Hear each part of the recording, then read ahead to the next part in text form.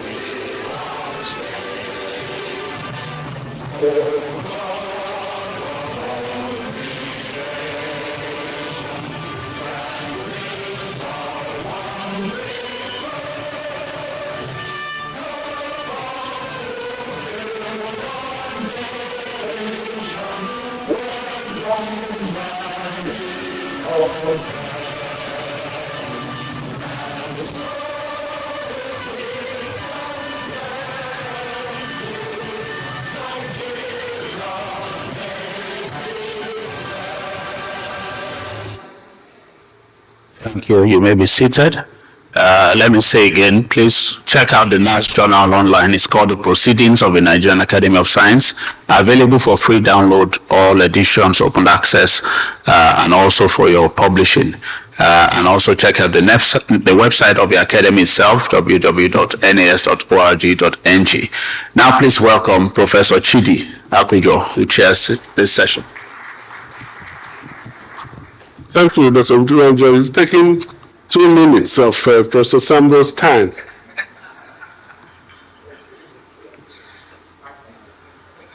This is the session on climate change and energy.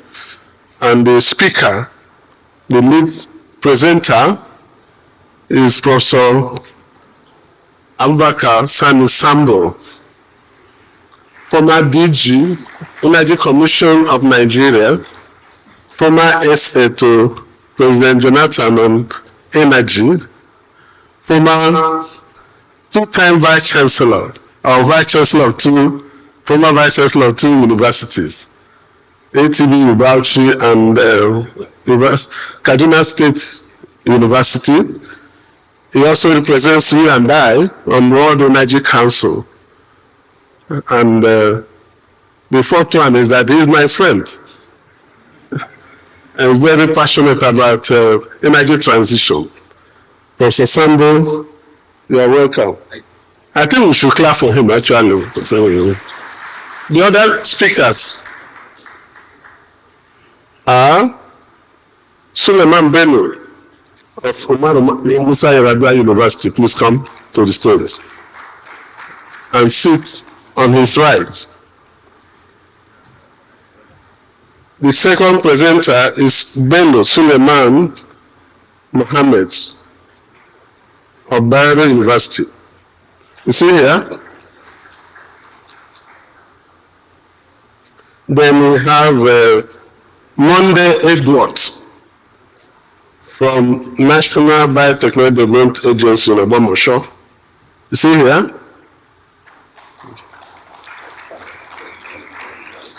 For Sambo, you have barely 15 minutes now. From the introduction took about 5 minutes. So please summarize your work.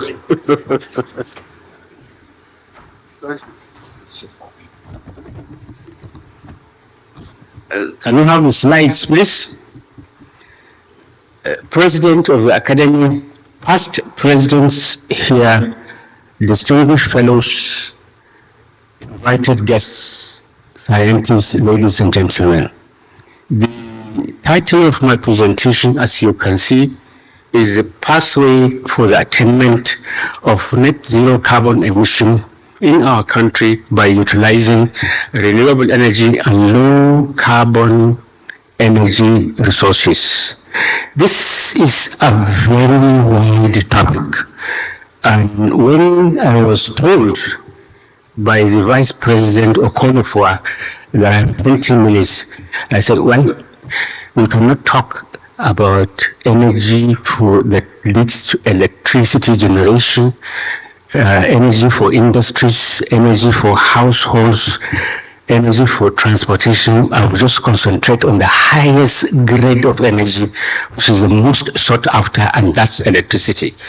And I intend to do this in only 4 sections. Next slide.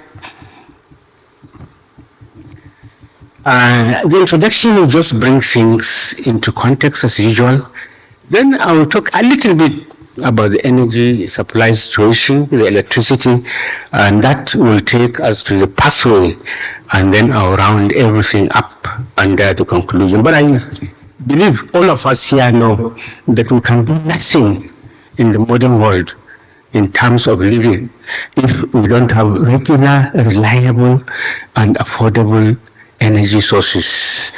And also, I believe most of us here, because of the wide publicity in the media, you all know that the predominant energy types, the fossil fuels, have been the major sources for electrification, for industries, and for transportation as well. And that they are, on the one hand, they are finite, they are also the principal cause of climate change because of the carbon emission. On the other hand, the renewable resources, solar, wind, biomass, biofuels, hydro, and also nuclear, they do not emit carbon dioxide emission.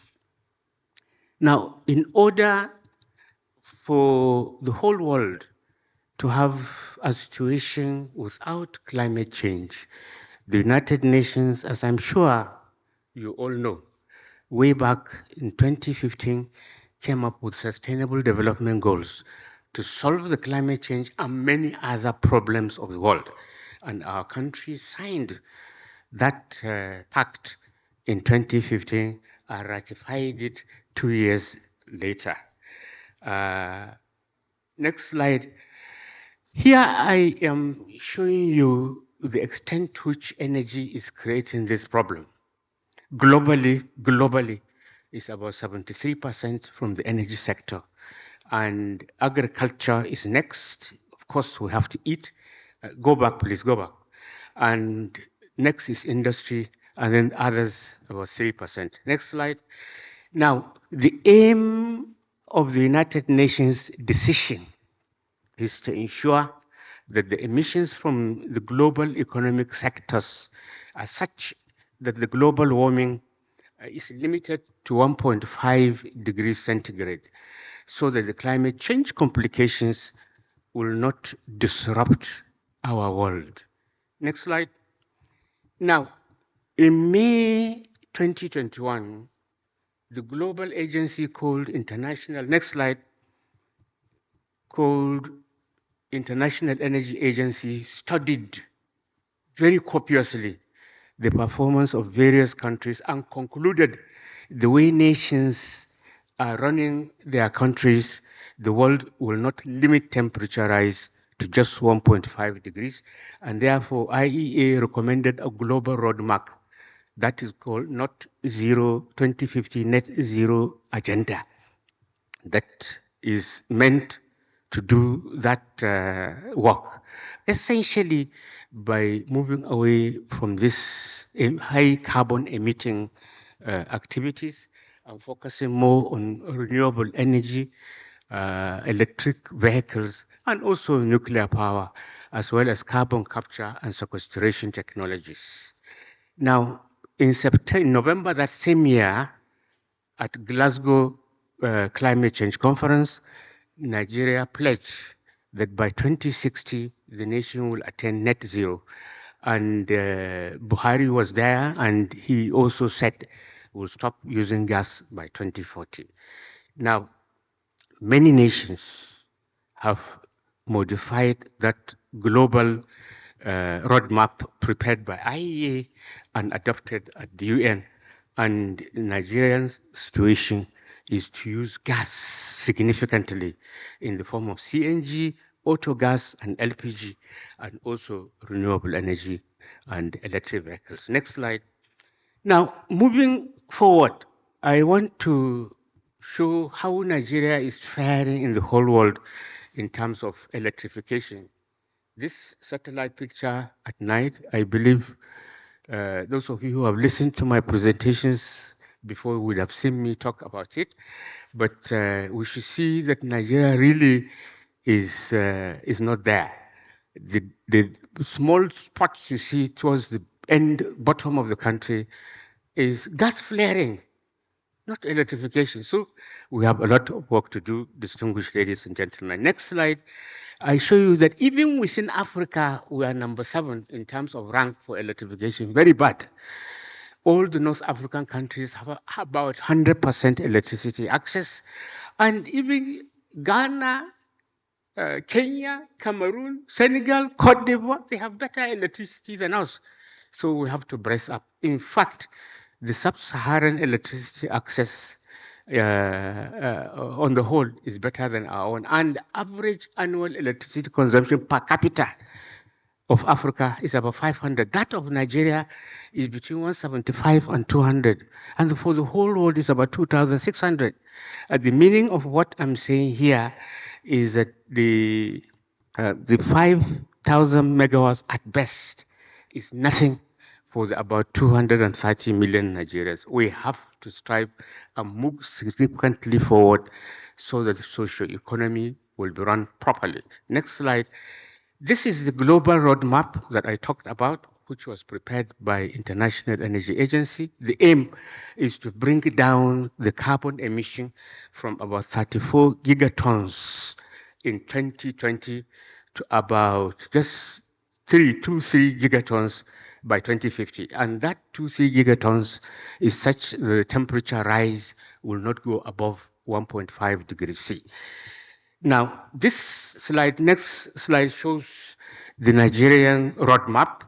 It was prepared by the Federal Ministry of Environment, and it is aimed to bring down the carbon emission from about 179 in 2020 to 0 in 2060. And the way it is to do it is essentially the same way that the global roadmap has postulated. Essentially, renewable energy, carbon capture and sequestration, and planting of trees, as well as issue of electric vehicles for the transportation sector. Next slide, I am saying that in order for us to move towards evolving a pathway for net zero emission, the first thing we have to do is to look at the energy resource endowment of our country. And this slide shows you Nigeria is indeed much more of a gas country than oil. This is because of the amount of gas, which is about 210 trillion standard cubic feet of gas. Of course, we have significant oil, and with exploration activities around the country, there's a lot of oil coming on in the inland basins, Edo Basin, Enugu Basin, Delta Basin, Upper Benue Trough, Bauchi Gombe, Lower Benue Trough, Nasarawa, Bida Basin, Niger, Ilumidin Basin, Sokoto, and Niger. And then you have Lake Chad, of course, Cameroon, Chad, and Niger are already lifting oil from Lake Chad Basin.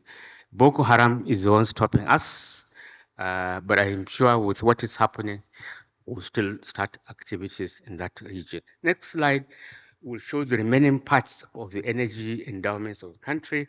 You will see at the very bottom there, we have the major nuclear element of uranium in all the northeastern states and Cross River.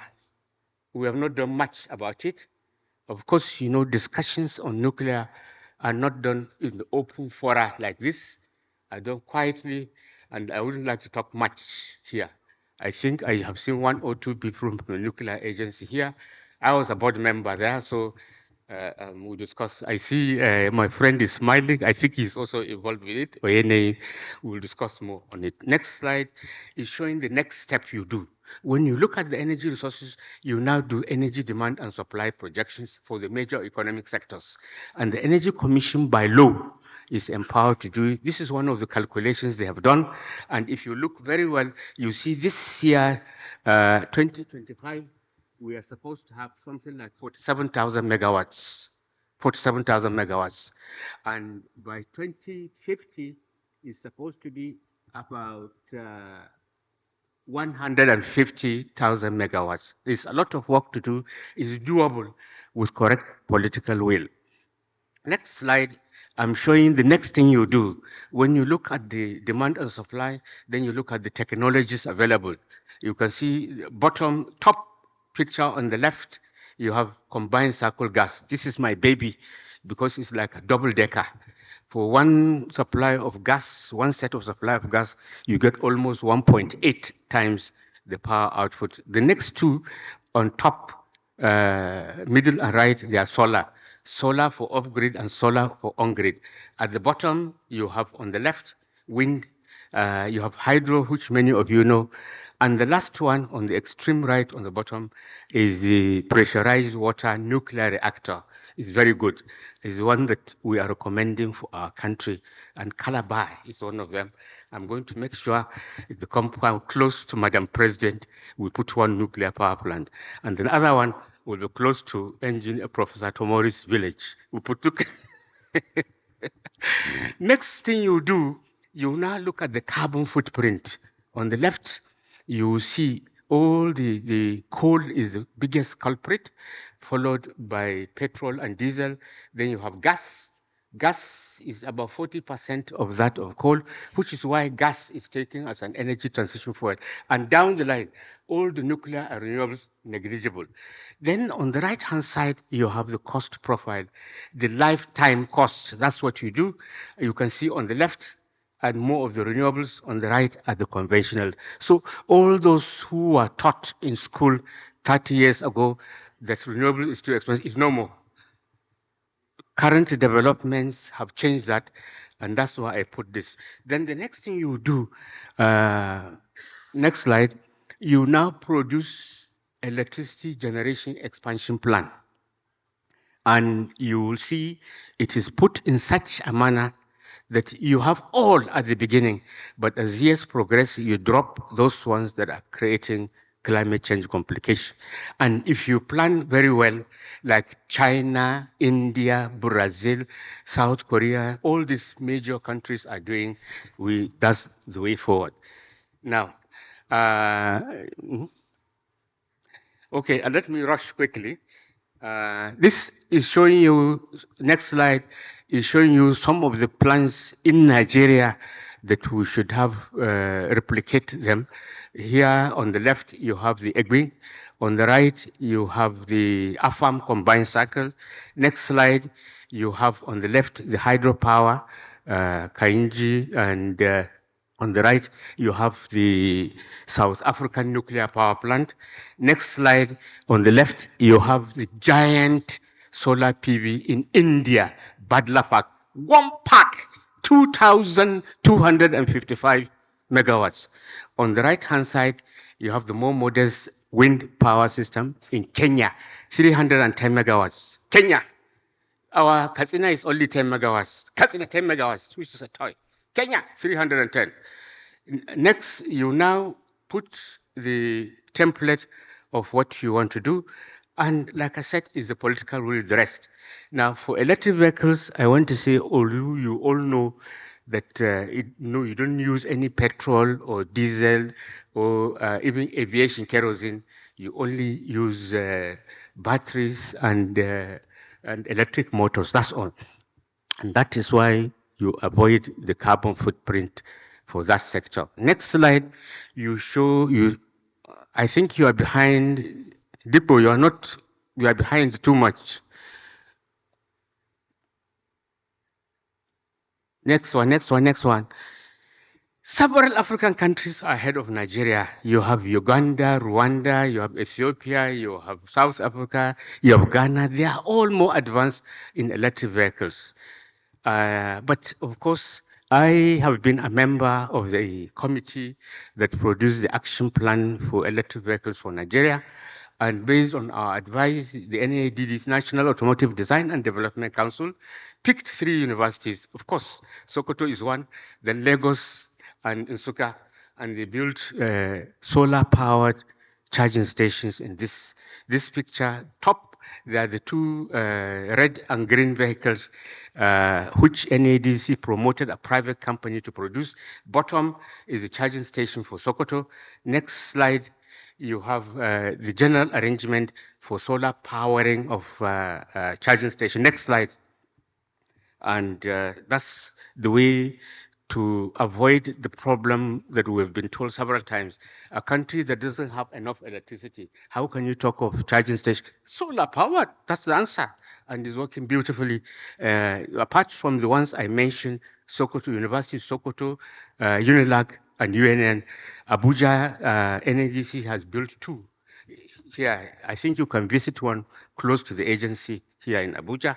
Next slide, I'm saying really the pathway with all this explanation For the power sector, we have to go for gas power plants, we have to go renewable power plants, and we have to go for nuclear power plant.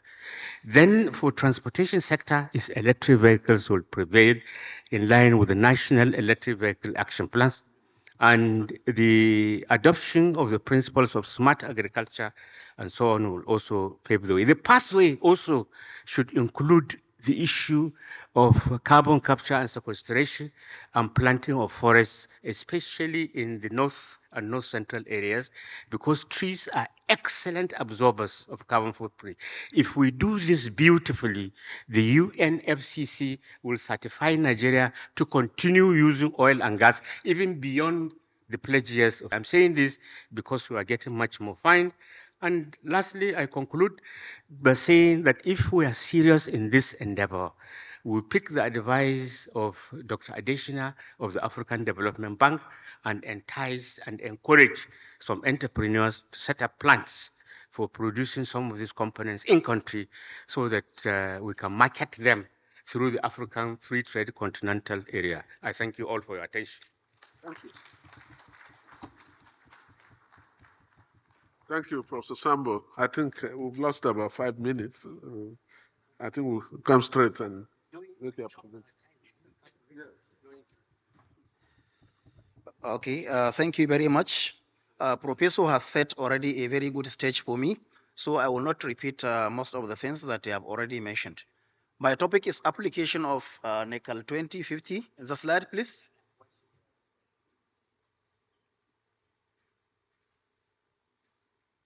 Application of NECAL 2050 computational tool towards sustainable energy planning and enhanced climate change adaptation and mitigation. We know that Nigeria is one of the most populous countries, not only in Africa, but rather globally. And we know the kind of issues we face when it comes to energy generation and supply throughout the country. And also the amount of death that is being experienced by people due to the frequent usage of firewoods. Next slide, please. Despite all this, we are here talking about how we can achieve sustainable development, and then we are here talking about how we can tackle climate change without at the same time endangering the energy security that we hope to get.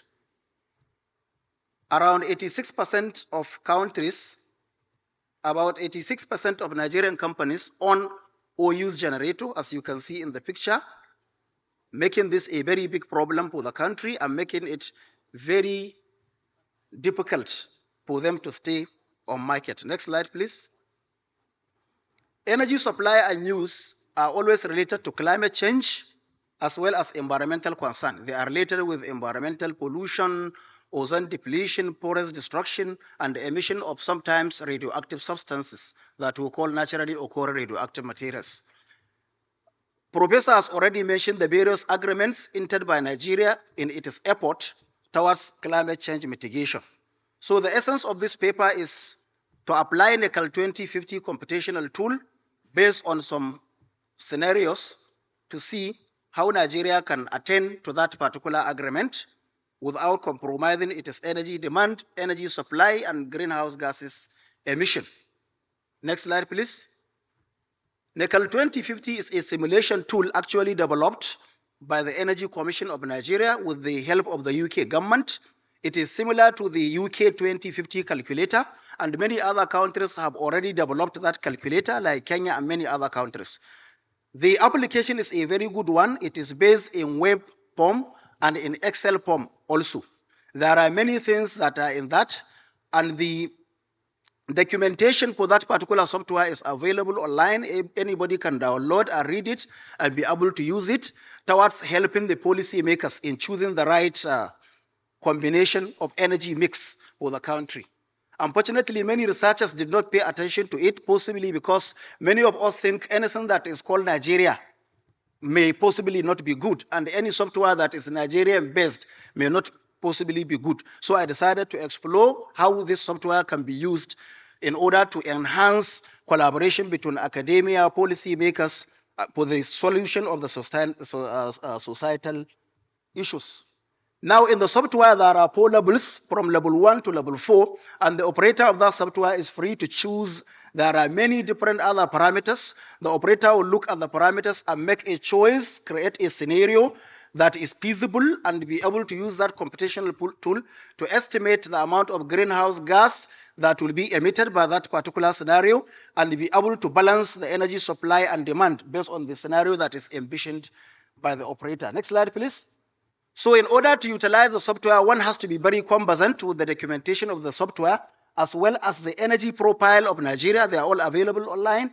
And the Nigeria Energy Compact template, where in that template, Nigeria detailed how it is envisioning to attain the sustainable development goal that relates to climate action clearly by the year 2030.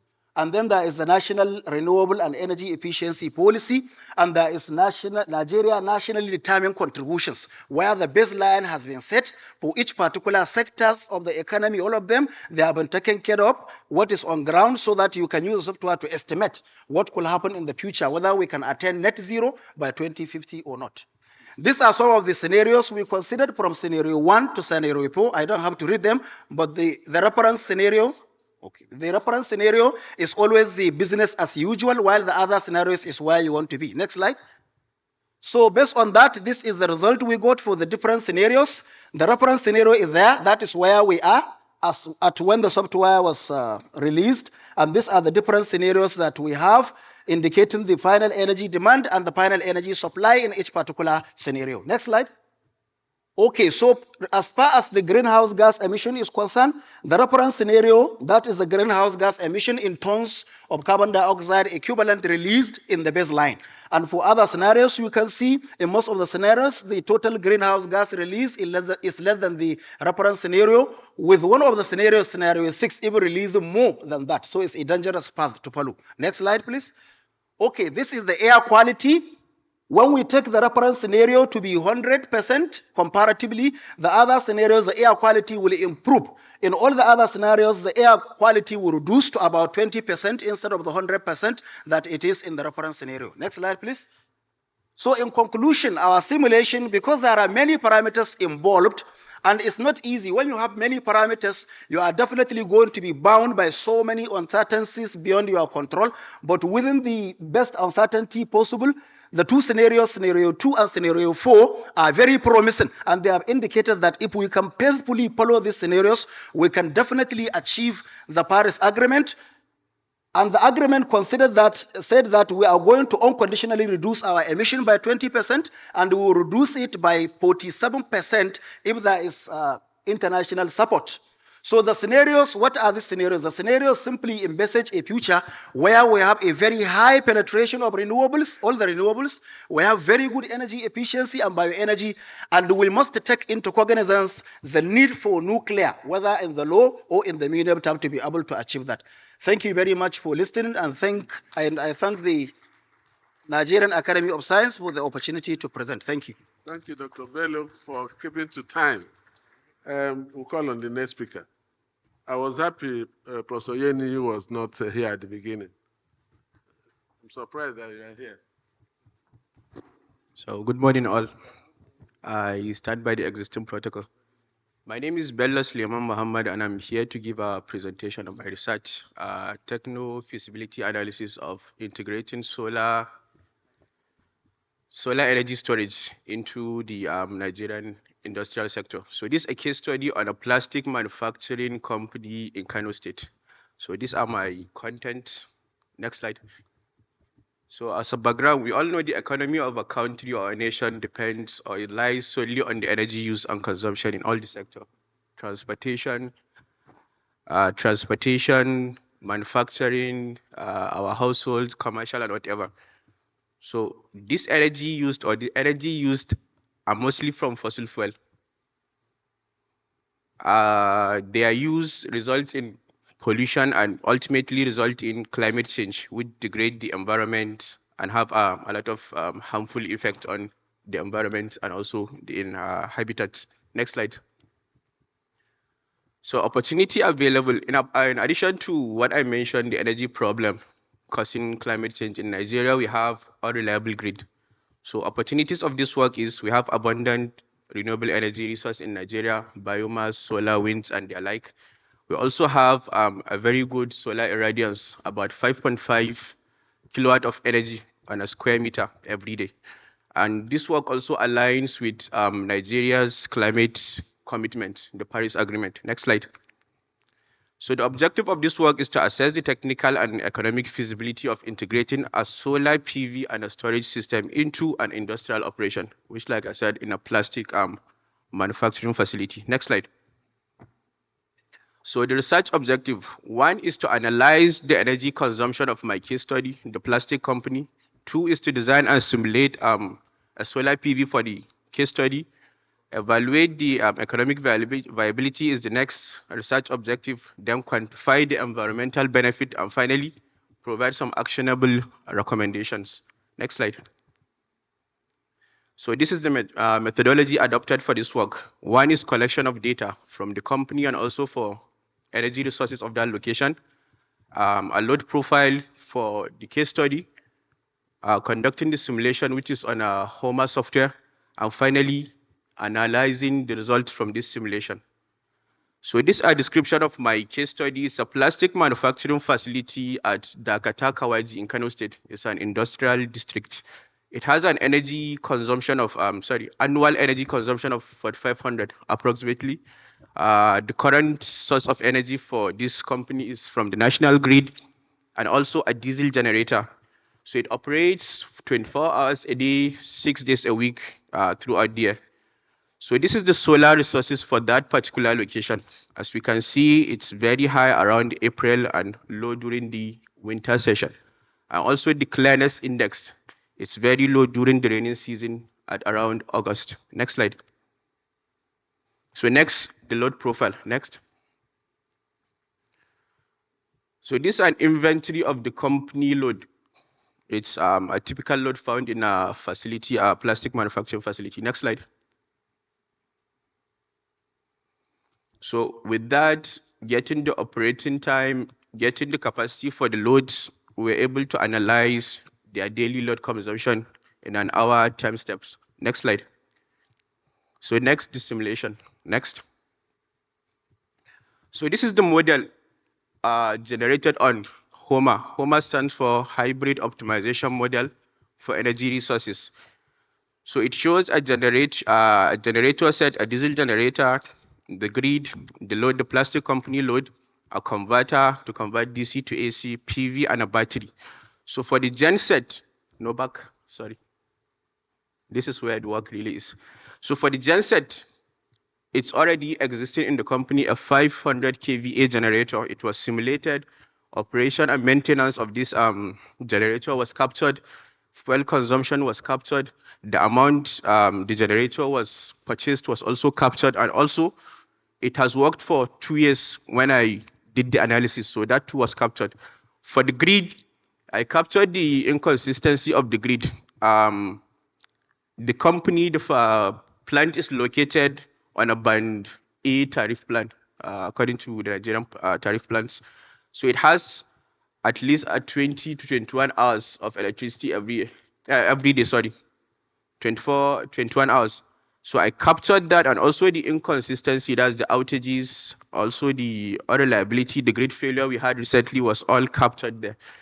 So for the load, I showed the load analysis. For the converter, PV, and battery, I allowed the HOMA software to optimize it to find the best size for these three components, which is what I'm really trying to see if it's going to be feasible for the company to use. Next slide, please. So next, we are going to evaluate the KPIs. Next. So what HOMA normally do is it simulate in our step what is the best combination of sources that will give the required energy in terms of cost, in terms of emission, and other parameters. So as we can see, the first one is the best in terms of the NPC. NPC stands for net present cost. It's nothing but the total cost of this system right from the time it was being installed, purchase, operation, maintenance, replacement for the year I took for its lifetime, which is 25 years. So scenario number one, having a PV diesel generator, grid, and a converter seems to be the best. The next one, which is the baseline, currently what the company uses to power its activities, comes as number 2. So the LCOE, levelized cost of energy, is also another factor HOMA uses in order to rank these scenarios.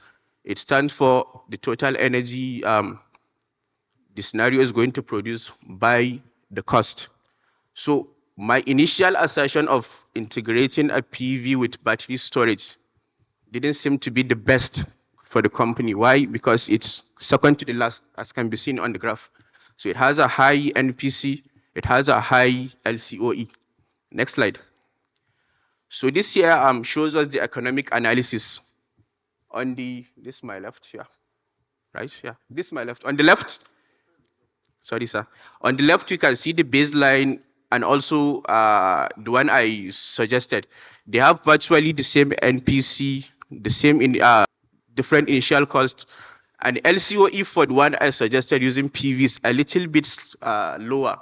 And this is because when sizing my PV, I use the existing market cost for every panel or converter being sold currently in Nigeria. That's why there wasn't very much difference in the levelized cost and also the MPC. Next slide, please. So the only benefit for that can be taken from this work is that of emission. As you can see on the first table, it shows the baseline, what the company is emitting using its diesel generator and the grid. The second one shows the one with the PV. It has a very low carbon dioxide, zero monoxide, and other greenhouse gases. Next slide. So conclusion, it was simulated, and also we can see the environmental impact. Next slide. So recommendation, the government initiative. Government need to have initiative in order to incentivize shift to renewable energy. Fit-in tariffs, carbon trading, and their likes. There's a need to modernize the grid, emissions regulations, industrial practice. Industry should try to move to green practice, efficient use. There need to be a synergy between institutions, universities, and also other stakeholders in energy collaboration. And finally, there should be public awareness. Thank you. So sorry. The next speaker, please.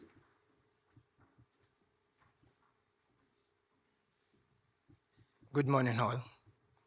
I'm Edward Osai Monday, standing here presenting the topic on evaluation of biodiesel production using conventional and in-situ method. It has been said that climate change is what has been affecting the global nation. And I want to come to say this time around that climate change cannot be eradicated, but can be mitigated. So research has been going on.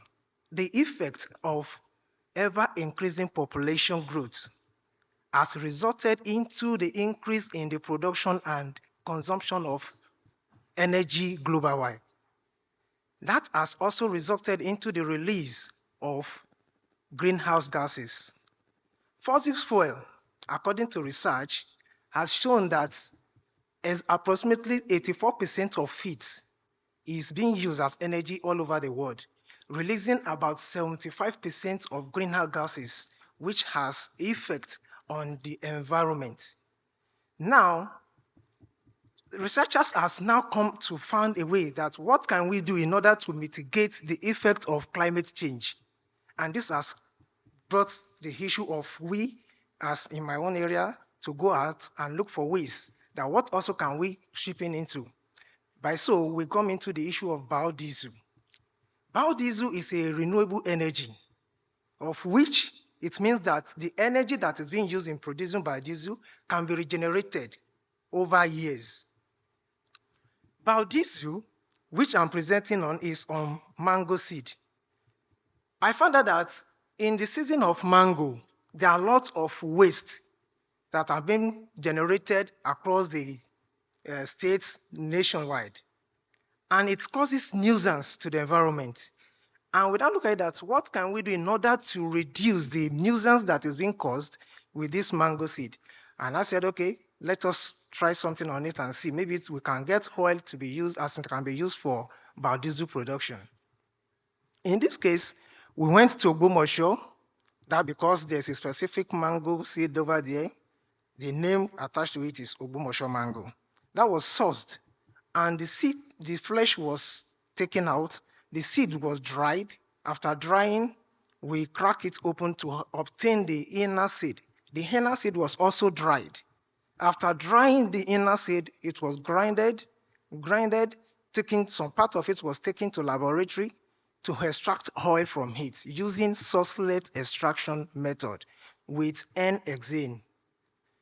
After this has been done, we now try to characterize the oil in order to know the percentage level of the free fatty acid.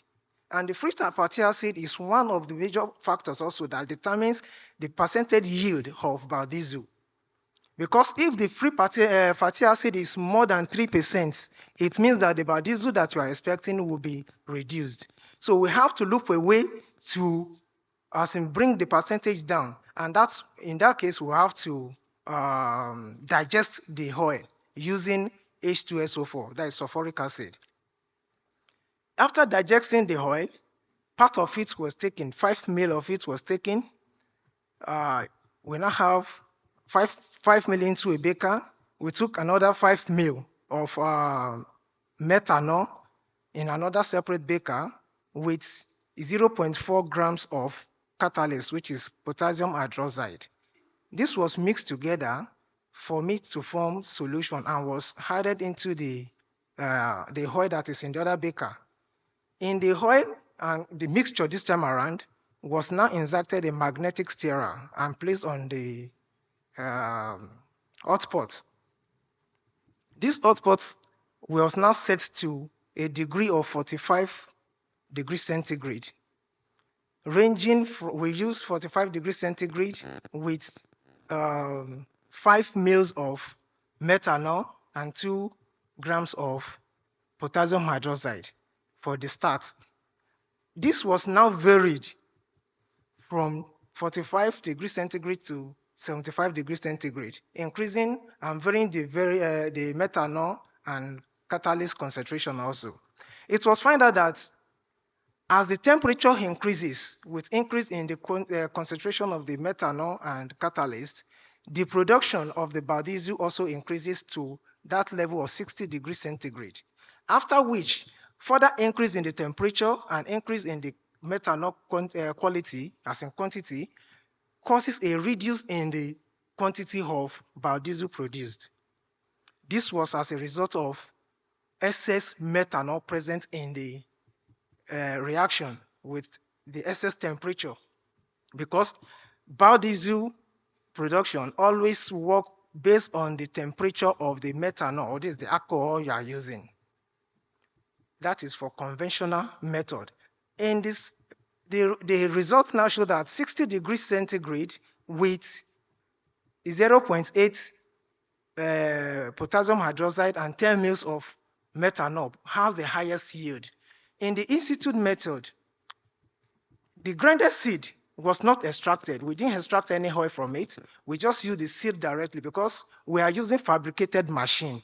That was what we used. And this fabricated machine has been designed for a constant temperature of 60 degrees centigrade with a minimum of 2 kg feedstock, but can be above.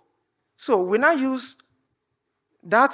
We measured 2 kg of the feedstock into a bucket, and we have 100 grams of potassium hydroxide with quantity of 1,000, that is the volume of methanol, 1,261.03 mils of methanol.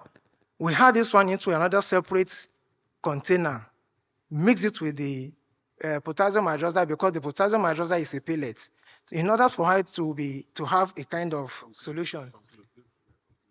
So at the end of the day, we find out that the biodiesel produced meet up with the standard that is being recommended by American System for Testing and Materials. That's to tell you that biodiesel can be produced using mango seed. Thank you very much. Thank you very much, Dr. Monday Edward, for keeping to time. We have 10 minutes for discussion, and I would recommend, please, that we'll go after this, we'll go and look at the posters. Posters are as important as the oral presentations. Personally, I enjoy presenting posters at conferences because it gives me the opportunity to interact with more people in a more relaxed atmosphere, and we have more time to discuss, take photographs, and then I can see some hands up. Unfortunately, the first hand is from an enemy of renewable energy. I don't know what. Professor Yene, I hope you're not going to oppose energy transition today again, because that's the way to go. 1, 2, 3, 4, and 5. I think that we'll go with the number 5. 5 is enough. We'll give each person 2 minutes so that we can go to look at the posters. You mentioned the name of the person your comment or your question is directed to, please. Professor Yene. Yeah, thank you very much, my good friend. And I'm not an enemy of renewable energy. But I want to send a note of caution. I think we are copying and pasting. I'll give you some historical steps. 3,500 years BC, Egypt has been using gas. So we have a lot of data. We have a lot of data on the carbon footprint. Likewise, oil, likewise, coal. But at the moment, we have no data on whether the windmill or the solar panel.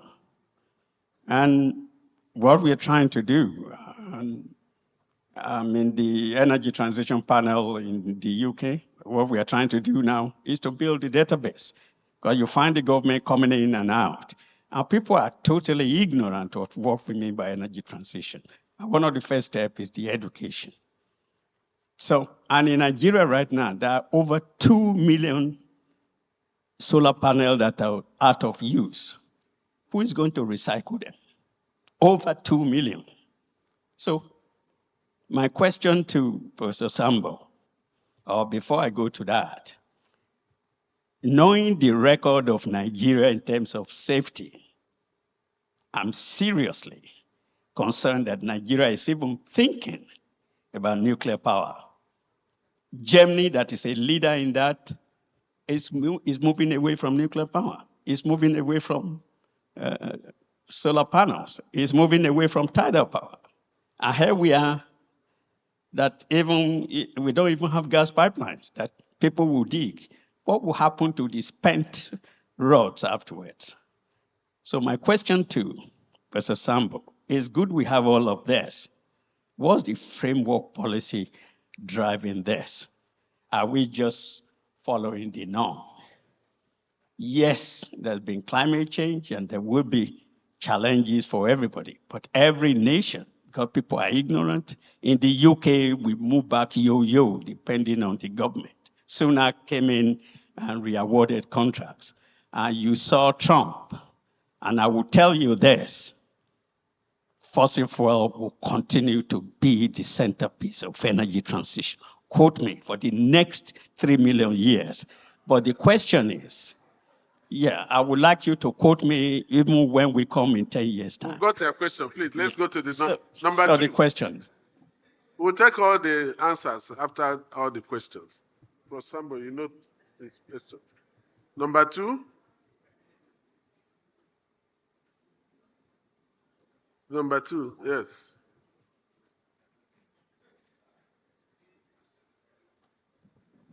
Thank you very much. My first question is to Professor Sambo.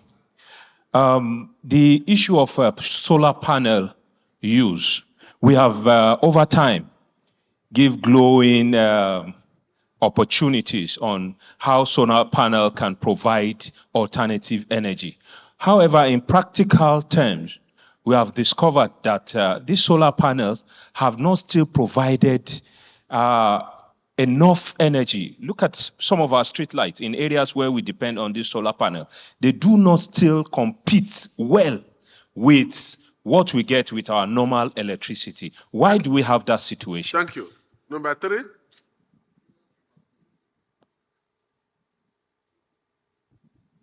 Dr. Omiegbe from University of Delta, Akbo.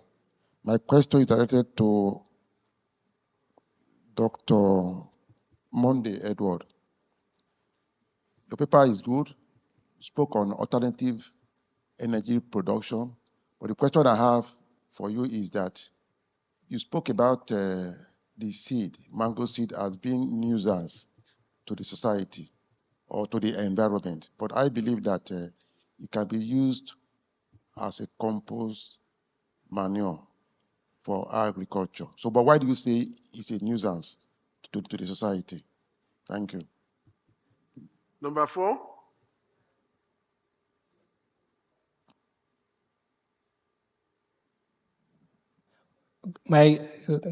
Good morning. My name is Dr. Amar Rufai Usman from Department of Physics, Umar Musa Area University. My questions goes to Professor Sambo, sir. I want to know, sir, we have uranium deposit, as you earlier mentioned, in Nigeria. Why is it that the government is not trying to explore them? Because I thought it's a very good source of income to the nation. If the deposit is rich enough, why is it that we're not utilizing that as a source of economy to the nation? Thank you. Secondly, sir, we have new technology of SMR, that's small modular nuclear reactors. I am of the view that if you could have 4 in Nigeria, 1 in every zone in the country, as an example, or 2 in the south, 2 in the north, could have solved our energy issues. So why, sir, what do you think is the reasons why we have slow implementation of this nuclear energy in Nigeria? Thank you. Finally, sir, we have solar energy now that is running. Every state have industrial zones. Is it possible, sir, whether we can create solar energy to produce the electricity requirement, or rather give a requirement of the electricity for those industries, only industrial zones, the solar energy to be produced in every state to cater for the industrial requirement? Thank you. Thank you. The last question, please.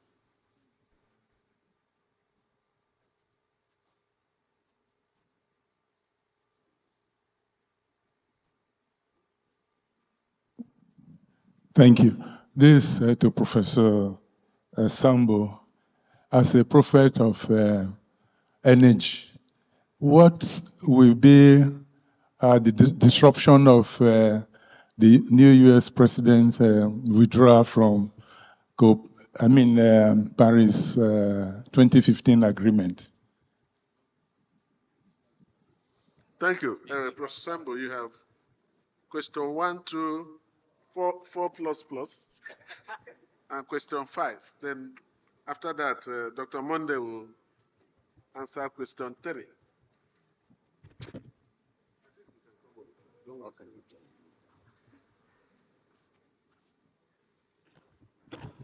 Thank you very much for these very relevant questions. The first question from Professor Oene, I want to remind him that all the issues we have been talking about, myself and this young man did not craft them. The International Panel for Climate Change, with eminent scientists, majority of them from developing countries, were the ones that came with the blueprints we are implementing. And when they submitted their reports to the UN set up another committee. And then, if you have forgotten, our leaders in Africa in 2013 came with a development blueprint utilizing science and technology as a major means. They came with the 2063 agenda. And one of them is the issue of climate change. They said climate change is indeed an African problem. So if you have an alternative, let's not just waste time. Bring your report and let's take it to those other, and then we will change the ideas there.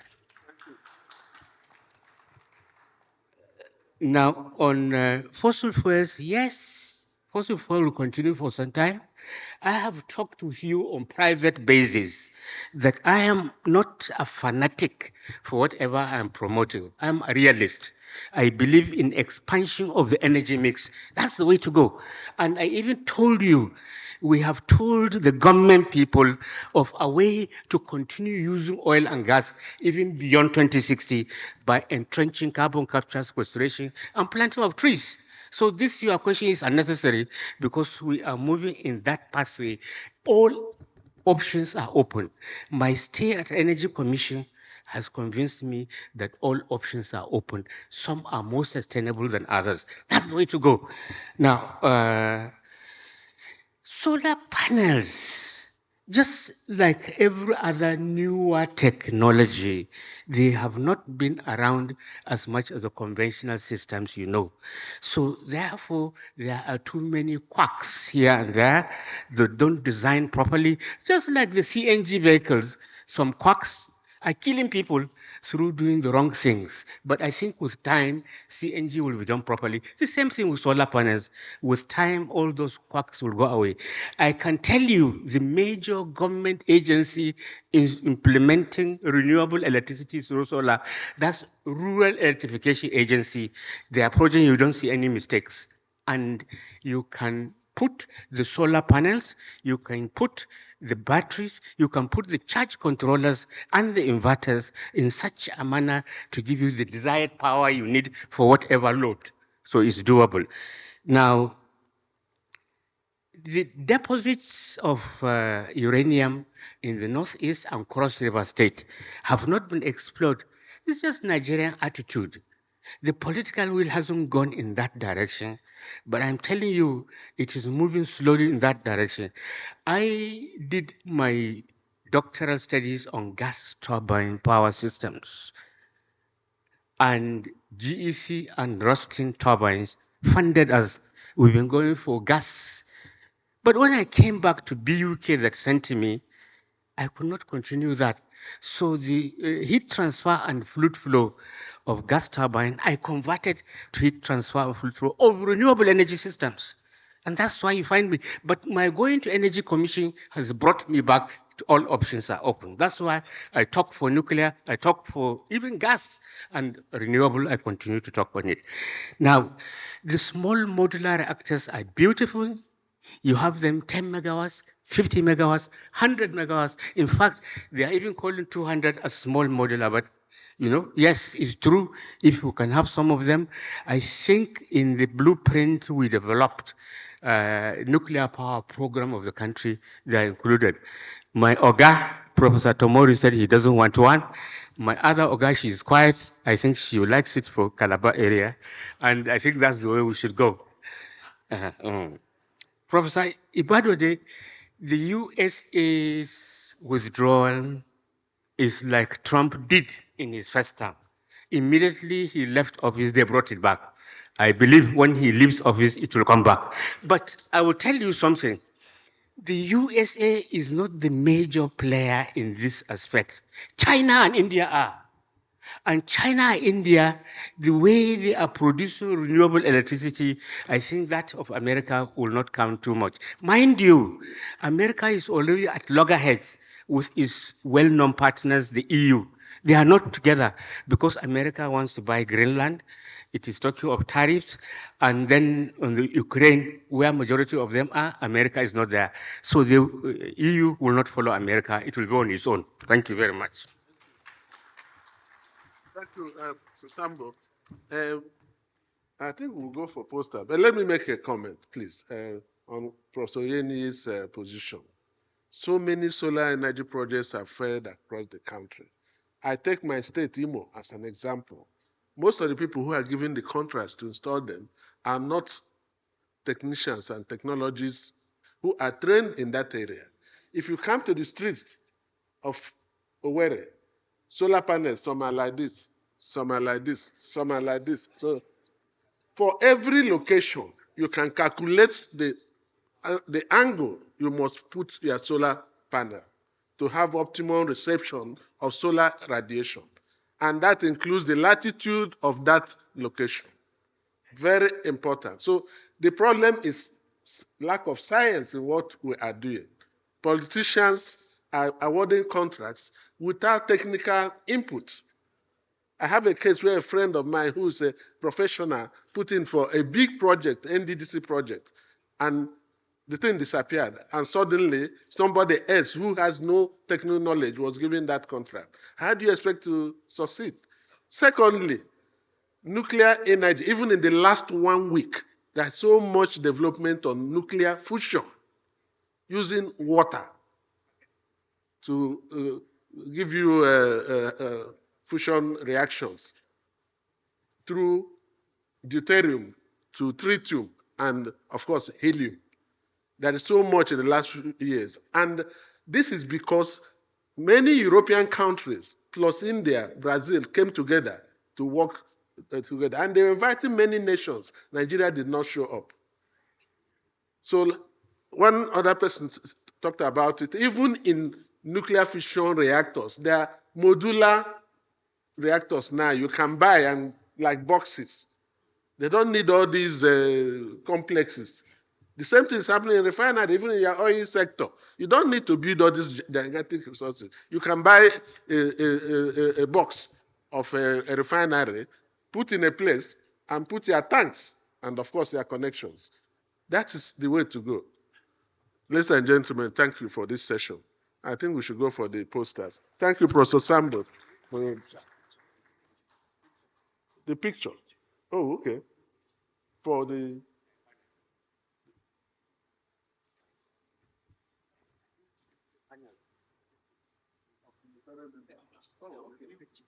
okay, sorry. So give us 1 minute to take a picture of the panel. Is that part of the listen? Yes, yes. Oh, okay.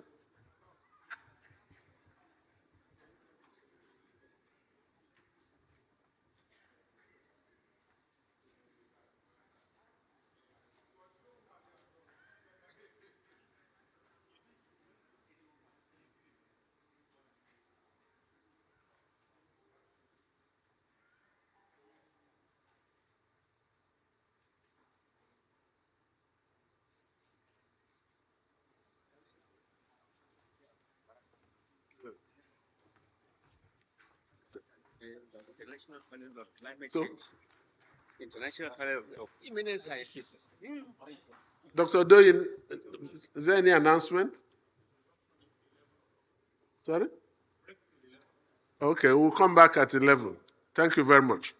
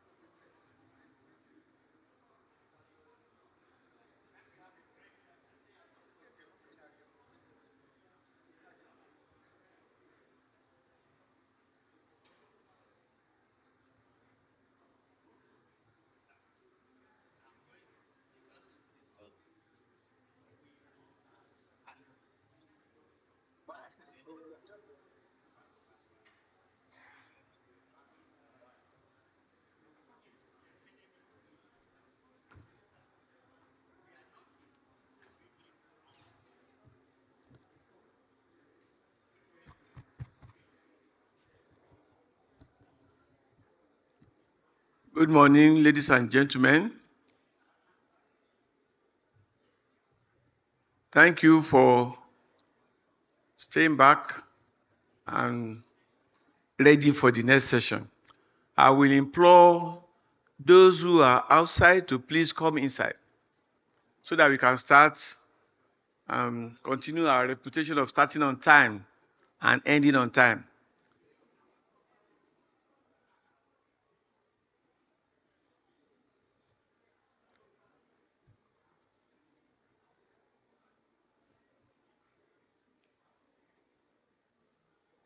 I'm appealing to those who are outside to please start coming inside so that we'll be able to start right on time. This session will be on climate resilient infrastructure. This session will be on climate resilient infrastructures. And this session, we have those who are really on infrastructures who will do justice to this topic. So I want you all to start with also that you don't miss anything at all.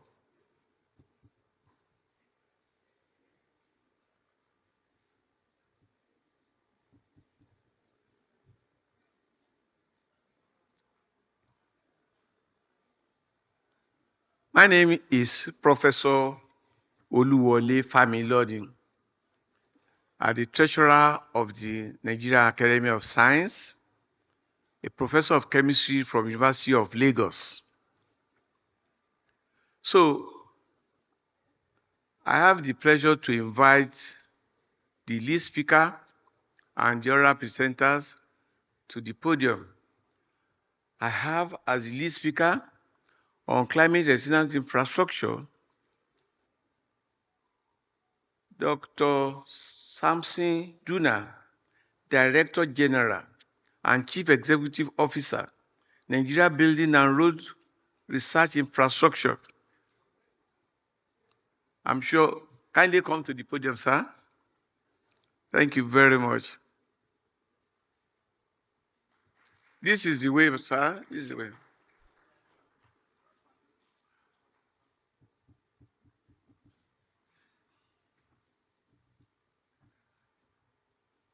Professor Samson Duna is the Director General of... Yes, please. Thank you very much.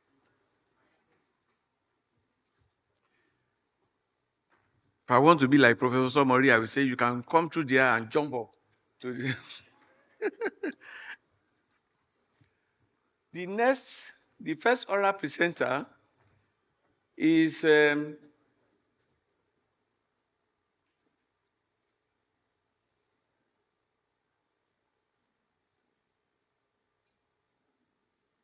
Aniosu Bawa.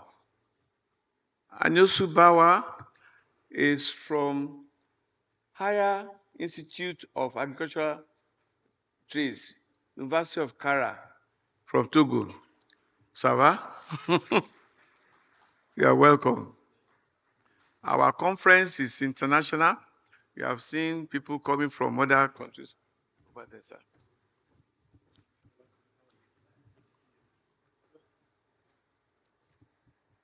The next presenter is Samuel Medayeshe from Department of Urban and Regional Planning, Federal University of Technology, Minna, Nigeria.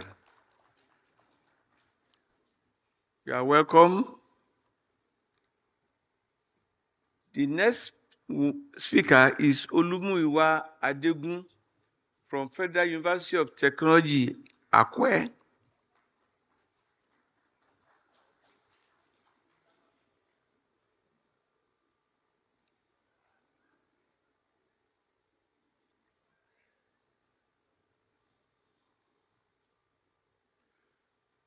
You're welcome. So,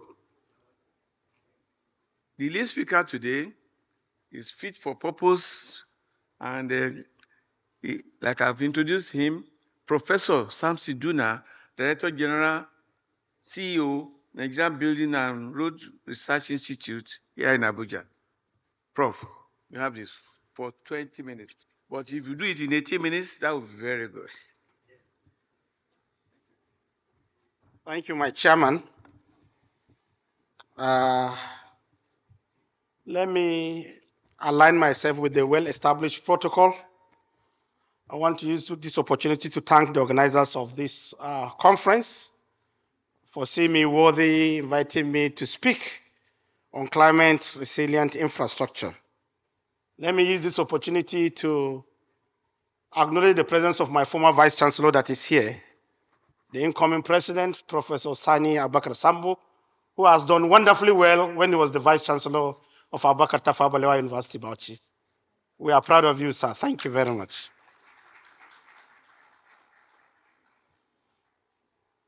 Climate change, sometimes back, we listened to it as a story. But today, what is being viewed before as a story has even come to our doorstep. It has become a reality. So basically, I'll be speaking on climate resilient infrastructure in Nigeria.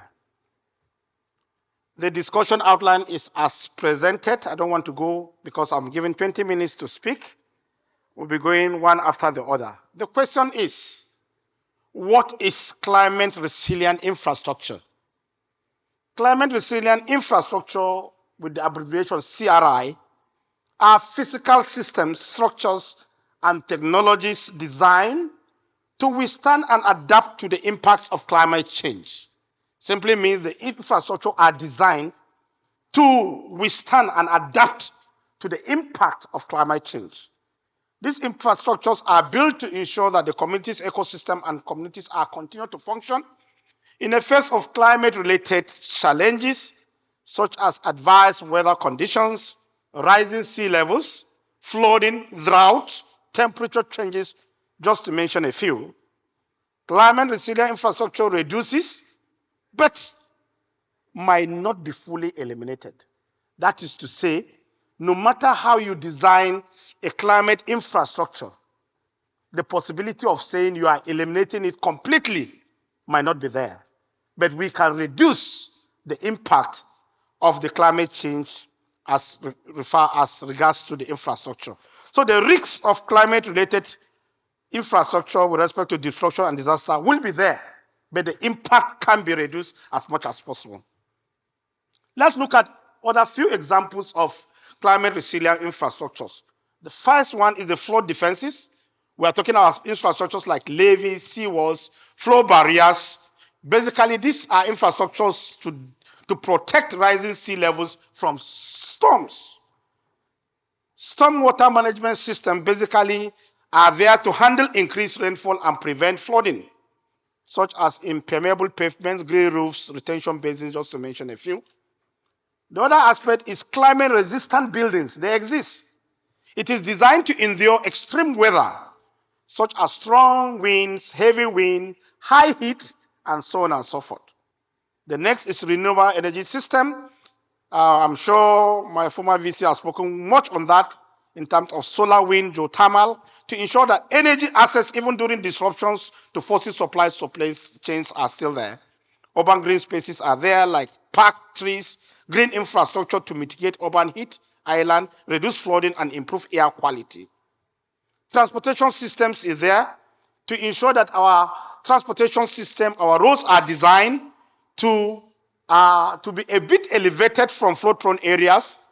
Porous asphalt design is equally there so that our asphalt are perforated and it will not cause much problem. Water management system is there. But the overall goal is to ensure that the infrastructure not only meets current trend, but it's also flexible and capable of adapting to future climate conditions.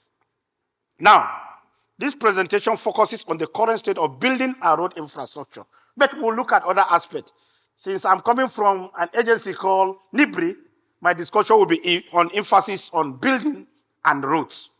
We'll look at the design planning strategies to enhance resilience, and we'll look at Nigerian capacity to anticipate how prepared are we with respect to respond and adapt to climate hazard when they occur. Are our infrastructures resilient to climate change? This is a question we ask each of us. Do we have infrastructure that can withstand climate change? The question is no. But can we construct and design an infrastructure that can eliminate the impact of climate change? The answer will be yes. So let's look at some of the practical reoccurrences that has occurred in Nigeria due to maybe climate change. The first is now a bridge cut off entirely, and this about 6 people died, 10 persons were injured, 10,264 persons were displaced in a local government called Madagali in Adamawa State. You can see people are standing, it happens live. This is a flood that took place here in Kogi State. We know that if you are going, road was cut off. These are buildings. Windows were all submerged, basically. The next one is the recent flood that took place in Maiduguri. About 2 months, water stagnation, depriving people from using infrastructure. The other picture is the flood that also occurred in 2024 in Bauchi, leading to people and inconveniences. Now, let's look at the challenges. We look at the studies with respect to our various assessment of infrastructure in Nigeria. Let's take the road network. What are the issues we are facing with respect to our infrastructure in this country? The first is the road network. Many of our roads are characterized by potholes, erosion, general disrepair, leading to high transportation costs and accidents. We carried out a study. What are the basic real causes of accidents on our roads? Various factors were considered. But the one that shows prominent is the issue of traffic trying to dodge from potholes. Potholes dodging as a result of that is one of the prominent factors that causing accidents. Our rail network is also, we are picking up, but we are not there. The rail network still requires significant investment as of today. The next one is the airport. Our airport is there, but this needs upgrade in terms of modern facilities. Seaports are critical for Nigerian trade, but they are faced also with challenges and congestion. Next is the energy sector. I've spoken about it. The telecommunication sector is there. Let me talk about the housing sector. Challenges such as land acquisition is there. People want to own a house, but land has been the major problem. Funding is another problem. Regulatory issues to hinder process. Rapid urbanization, population growth are part of the issues that we have to deal with respect to the infrastructures in Nigeria. Now, Nigerian ability to anticipate, prepare for, respond to, and adapt to climate events. When there is problem, for instance, when there is issues, how do we know? Are we prepared with respect to safety? Do we have early warning systems that can warn us that saying something is coming? For instance, something that has happened in Maiduguri. Had it been there is a warning system, most probably people could have moved from one location to the other than many people, this flooding occurring in the night when people were sleeping. Early warning system could have been there, but most of our facilities, there is no warning system. But if the warning system is there, it could have reduced the impact in some regions.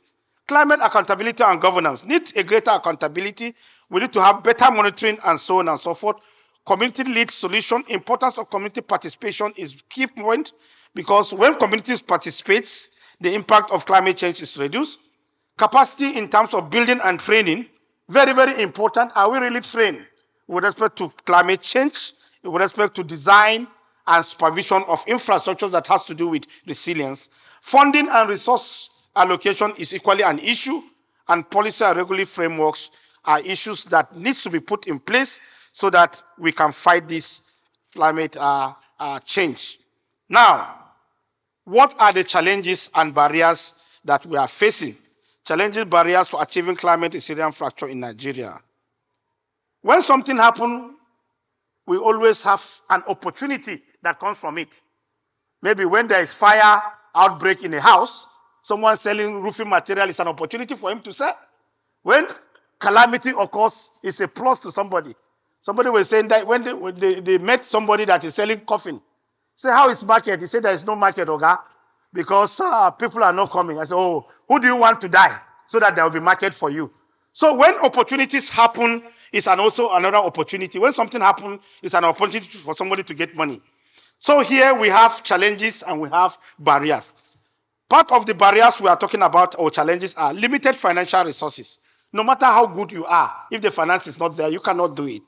Weak policy implementation. We need policies that will make us to do that and integrate these policies to infrastructural planning.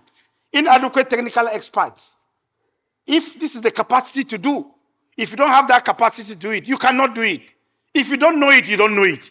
If you know it, you know it. Climate data risk assessment gaps. We need data. You cannot design an infrastructure without data. For instance, the flow structure, you need to know the quantity of water that flows. The total value of Q needs to be known. If you don't know that, you cannot design. The poor infrastructure maintenance is another thing. Maintenance cultures can always also be a problem to us. Now, let's look at, I tried to put it in pictorial form, funding, capacity of experts, part of the challenges. Let me emphasize on the enforcement of the building codes. The building code has been there, but to implement and enforce it is a problem. Up to today, we've been agitating for the enforcement of building code. It has become a mirage. The code tells you about everything about building, but for it to become a law, it has not been established. Public awareness, just as a gathering like this is where awareness is created with respect to resilient infrastructure. I think there is need for the continuous of creating awareness so that people that are into design will design with respect to that. Now, the opportunities that I said. There is always an opportunity for people to gain one thing or the other. International climate finance, Nigeria can leverage on global climate funds, capacity building and knowledge sharing, technology and data innovation, development of national climate policies are some of the opportunities we get, and I try to capture it with respect to what is there. Now, key consideration for resilience of infrastructure. What are the factors you consider if you want to design a structure that has to do with resilience of infrastructure? One is inclusivity. Resilient infrastructure must serve all members of the society equitably, with particular attention to the needs of marginalization and vulnerable population. It should be open to all, and it is free. Everybody should have access to that. Cost effectiveness. While resilience may entail higher initial investment, it is crucial to demonstrate the long-term economic effects of that. Designing an infrastructure that is climate resistant is, at the beginning, it's expensive because everything you are using is abnormal and above the normal standard. If you design, every design will end up on a member. If you are designing a building, we have both elements, column, foundation, slab, and roofing. All these are elements that has to do with design. Because we are talking about an abnormal structure, the value of the elements you are going to bring out as output is always larger than the normal. As long as it is larger, the volume of material will be more. Once the volume of the material will be more, the cost of erecting such structure will be high. So at the beginning, the cost is high, but with time, the benefits will be better in long run. Sustainability, the structure must be sustainable for a long period of time. Adaptability, given the uncertainty surrounding the climate position, it has to be within an accepted scenario. Now, how do we plan and design for climate resilient structure? How do we plan for it? Is it achievable? Yes. Is it possible when you have this, there won't be anything like hazard? No. We can minimize it, but we cannot design a structure that is 100% full with respect to that. First, we need to understand the climate risks and the vulnerability attached to it. When we understand the principles behind it, then we can design for it. We must use materials that are resilient. Construction material is known, but some materials need to be modified to get what you need. You cannot just go and take a normal material to get what you want. Because this is a unique and special infrastructure, it has to go with materials that are up to standard with respect to time. You should implement integrated climate resilient planning. Plan well and integrate everything. There is a need for you to monitor and evaluate performance, which is key and very, very important. You need to design for flexibility and adaptability. Simply means your design must be flexible. There is need for you to change anytime you find that this design is not working. You need to adopt and change to arrive at something that is workable. And last but not the least, finance and resource mobilization is a key for you to succeed. How do we enhance and strengthen the enabling environment? There are quite a lot of factors is there. I don't want to talk much about that in terms of that. Now, how do we mobilize investment? I know, as I mentioned earlier, cost is very, very important, very, very important. But how do we look for money to take care of that? Policy and regulatory frameworks is there. We need a policy to back this up. With good policy, I'm sure something will come out in terms of money. Public-private partnerships is there, PPP.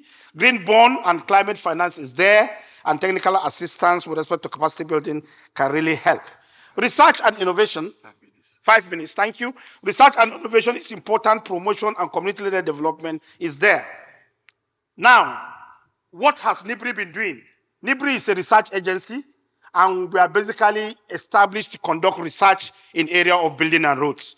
We have done on our own part, our own effort as an agency to see how to come up with an infrastructure that is climate resistance.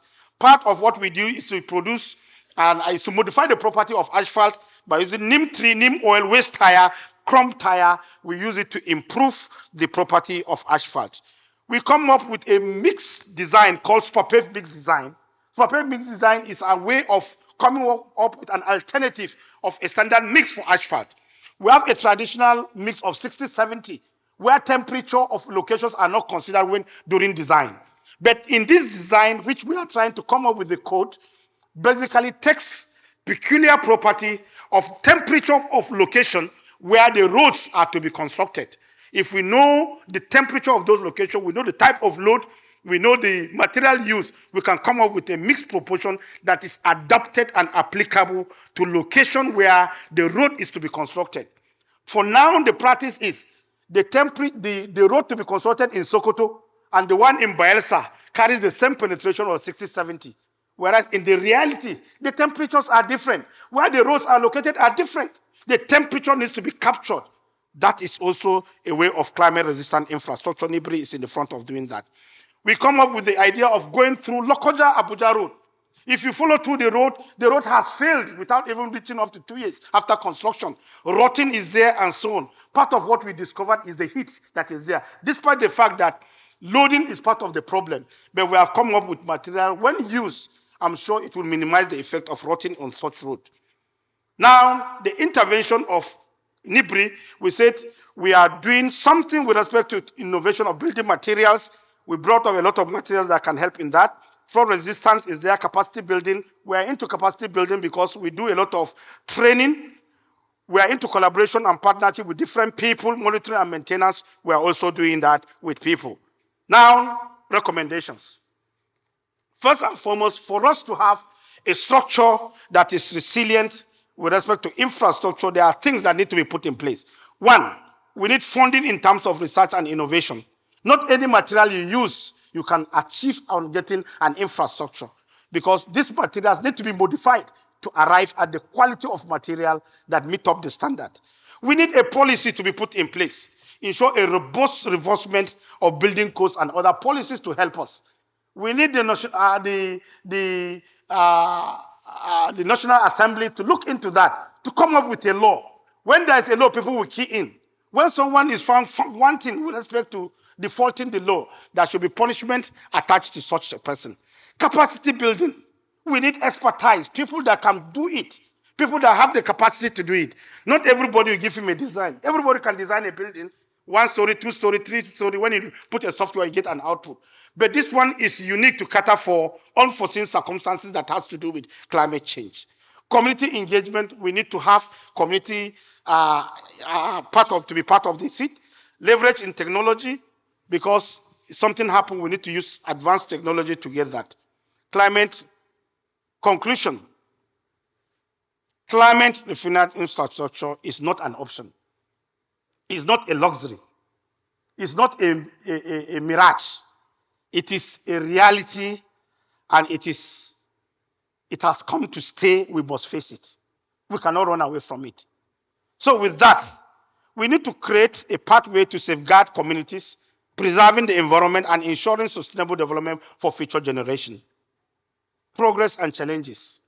There is progress in preparing for, responding to, and adapting to climate events. Challenges still remain in. We need to have early warning systems that will warn us when something is about to happen. We need to improve accountability. We need to support community-led solution, and we need to build capacity to ensure that we can get funding so that to design that.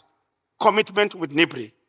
NIBRI is committed to motivate and support research and development in developing framework and policies in climate resilient infrastructure. NIBRI is ready to collaborate with all stakeholders, especially the Academy of Science, to ensure that we contribute our quota and to make things available and to make our vision to be a reality.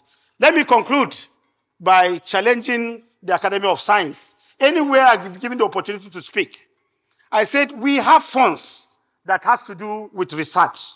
We still give room for people that have research that comes in form of innovation, that it is within the mandate of building a road. If you have a research that you need to share with us, come, we'll give you the opportunity to make presentation. And if it is convincing and we know that it's adding value, NIBRI is ready to function, ready to sponsor and to fund your own research. So once again, thank you very much.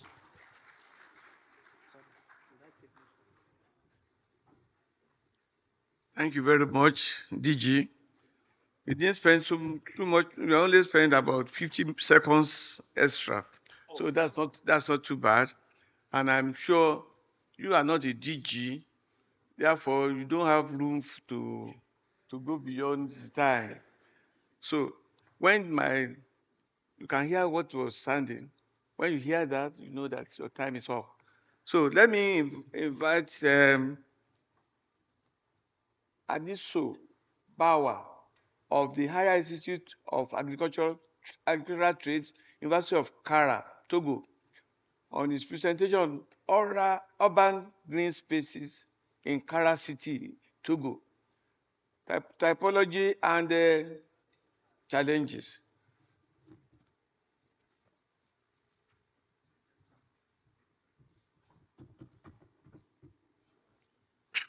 Good morning, sir. I'm Anisu Bawa from Togo. I will try to speak English because I come from French country. I will present a result of research that we do, of a project that we do in Togo for climate resilient infrastructure. I will talk about urban green spaces in Kara City. Most of oral presentation of this meeting focus on the impact of the climate change. And what we observe in Lagos, Ibadan, or Lome is the same problem in the small towns and the small countries like Togo. In Togo, the authorities have decided to experiment with the implementation of development of green city, and we chose one city to conduce all the acts of this project. We have 3 projects for 5 years incoming. The three acts. The first act is solar energy for lighting. The second is green spaces and agroecology. And the third is electric motorbike transport. In my country, we use a lot motorbike for taxi, and we have car, but we use a lot motorbike. And my department is in charge to develop the urban green spaces. I am in charge of this project. But the problem is the sustainability of the infrastructure of green spaces. So we started with in taking in account the need of local populations. For our studies, we have to draw up an inventory of formal and informal green spaces exist now, and to analyze the characteristics expected by the local populations. For method, we use the photo interpretation method to find urban green spaces, because there is some place that we can visit. It is my city, but it is the city of our president too. So we have some place that we don't have authorization to visit. So we use high resolution satellite image to under Google Earth Pro to draw the urban green spaces. And after we conduce a survey to have characteristic expected by local community. In total, we have drawn 39 green spaces. They are very small. They are ranking to 6 hectares, the big one. And we have calculated the per capita green spaces per habitant, and it is very low than the value proposed by World Wealth organizations. You can see in this picture what we have as green spaces in Togo. We have building green spaces. We have tree lining the road. In my country, it is, I don't know, in Abuja, I see Nigeria is big, so you have big road. It is not the same in my country. In my country, we have small roads, so we use some trees to cover the road. So we reduce the impact of solar and temperature elevation. And we have a lot natural and semi-natural area in the town. Well, park and recreation, we have only 2. Local community expected cleanness, and lighting, drinking fountain in the urban green space that we have to develop in this town.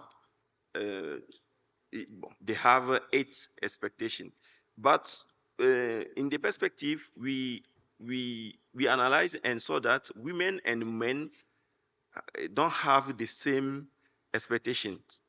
Women are focused on area for children,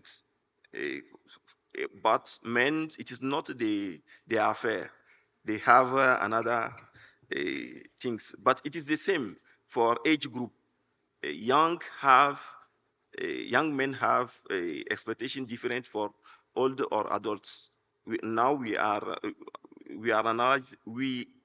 have analyzed this difference expectation, and we have just received the first part of funding for this project, because we started this year, and we are going to take the inspiration for what we have learned here at NAS conference. I would like to remercie, to thank NAS president and all NAS team to invite us at this meeting. It is my first time in Nigeria, and my first time to have a English presentation, oral presentation. Thank you very much.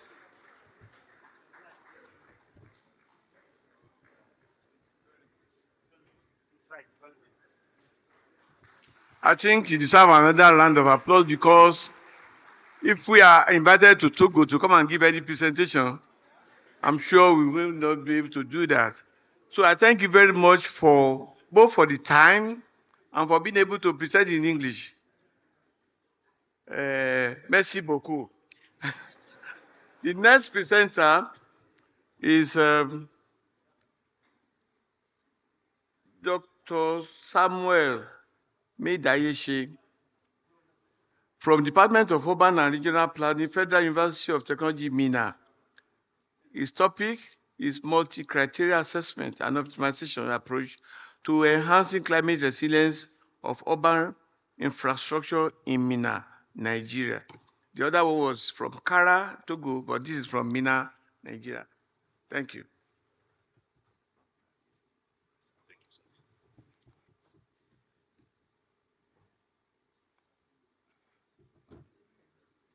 Good day, everyone. I welcome all of you to this presentation. Just as introduced, my name is Samuel Medaishe from Urban and Regional Planning Department of Federal University of Technology, MENA.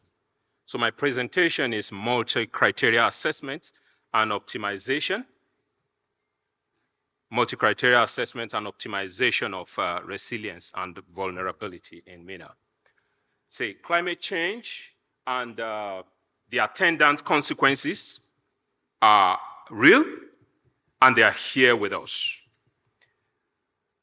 Alongside these challenges of climate change is the challenge of increase in urban growth and population, especially in Nigeria.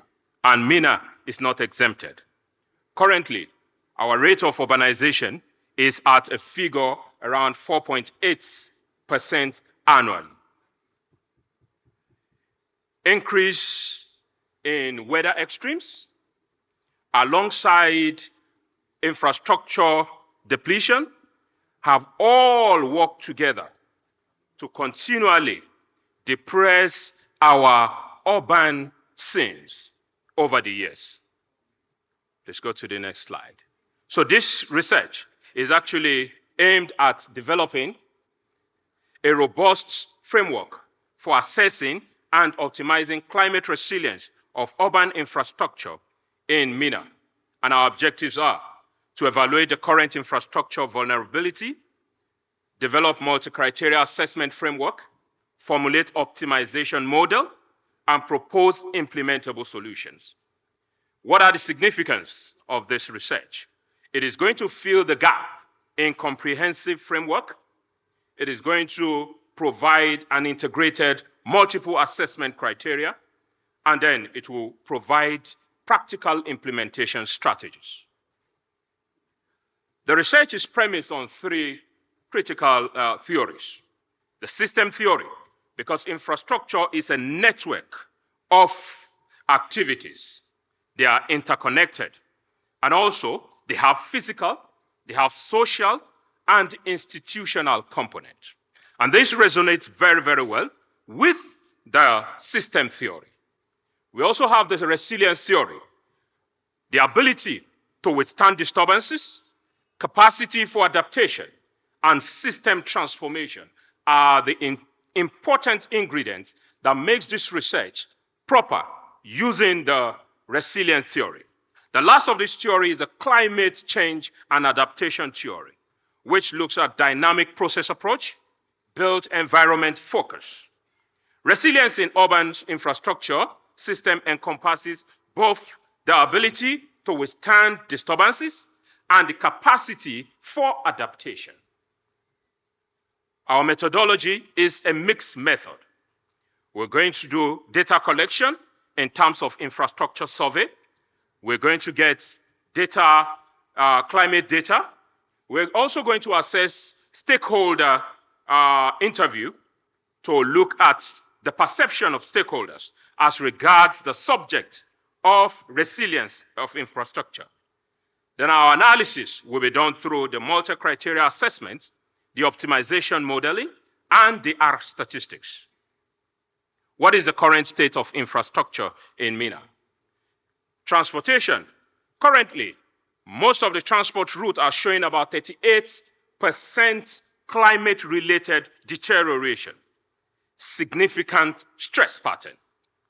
Drainage systems are showing about 42% operating below their installed capacity. Why is this so? 65% of these drainages have sedimentations. 28% of these drainages are showing structural damage. 73% are lacking in terms of maintenance. All of this come together to impair the ability of these drainages to perform optimally. The last is the issue of the building infrastructure. 45% of the building infrastructure are showing moderate to severe drainage lines encroaching on the buffer zones. And all of these are the cause of the level of vulnerability that we presently encounter in our cities. In terms of climate vulnerability assessments, Temperature impact, it is no longer news that our temperature is rising at about 1.4 degrees Celsius annually, 28% increase in heat-related stress, 48% infrastructure performance reduction. In terms of precipitation, about 32% increase in intense rainfall have been witnessed in recent time. 65% flooding linked to infrastructure breakdown, and 40% drainage system operating below capacity. The correlation between infrastructure age and vulnerability score is at R equal to 0.78 at the p-value of 0.01. This suggests that critical need for urban renewal is needed. I must tell you, the current government is doing a bit in terms of infrastructure upgrade, like the drainage and road construction. So, for the multi-criteria analysis, we have the priority rankings, with drainage scoring 0.32% because of its critical importance to the city. We have transportation network scoring 0.28 score, and water supply scoring 0.24. All this infrastructure play a very significant role in our city growth and development. Our optimization model outcome shows that if we provide 35% investment upgrade in drainage system, we would achieve about 68% in resilience. If we provide 30% upgrade in road infrastructure, we will get 55% returns on this investment. That applies to water supply and public buildings. This in long term, short term, focusing on drainage, medium term, looking at transport, and long term, a complete system upgrade. We have the cost benefit analysis also. Strategic investment is required for this development. We must carefully, thank you, sir. We must carefully look at the cost and look at the benefit of our infrastructure. We'll move to the next slide for me. Implementation challenges. Our budget, very poor. Technical ability, still very poor. Institutional coordination, problematic. All of this work together to limit our ability to have resilience. Enhancement strategy, drainage system enhancement, transportation network resilience, and water infrastructure adaptation. All of this must work together. Then policy recommendation, there must be regulatory framework, institutional strengthening, and financial innovation in order to ensure resilience in our urban infrastructure. Infrastructure vulnerability are very obvious, and they must be taken care of because of the complexity of climate change and how they affect this infrastructure. Resilience must be enhanced, and the implementation process must be integrated, like stakeholder must be engaged and others. Future areas of research. We must have long-term monitoring, economic analysis, and social dimension. Further research is needed on social implication of infrastructure resilience method. Thank you very much for listening.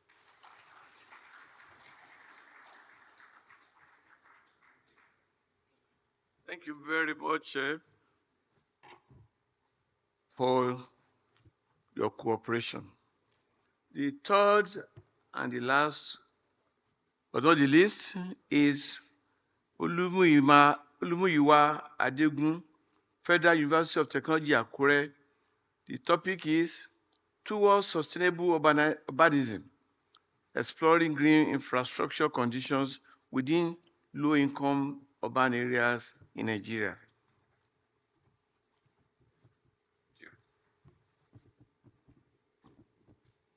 Good morning to everyone, and thanks to the National Academy of Science for this opportunity.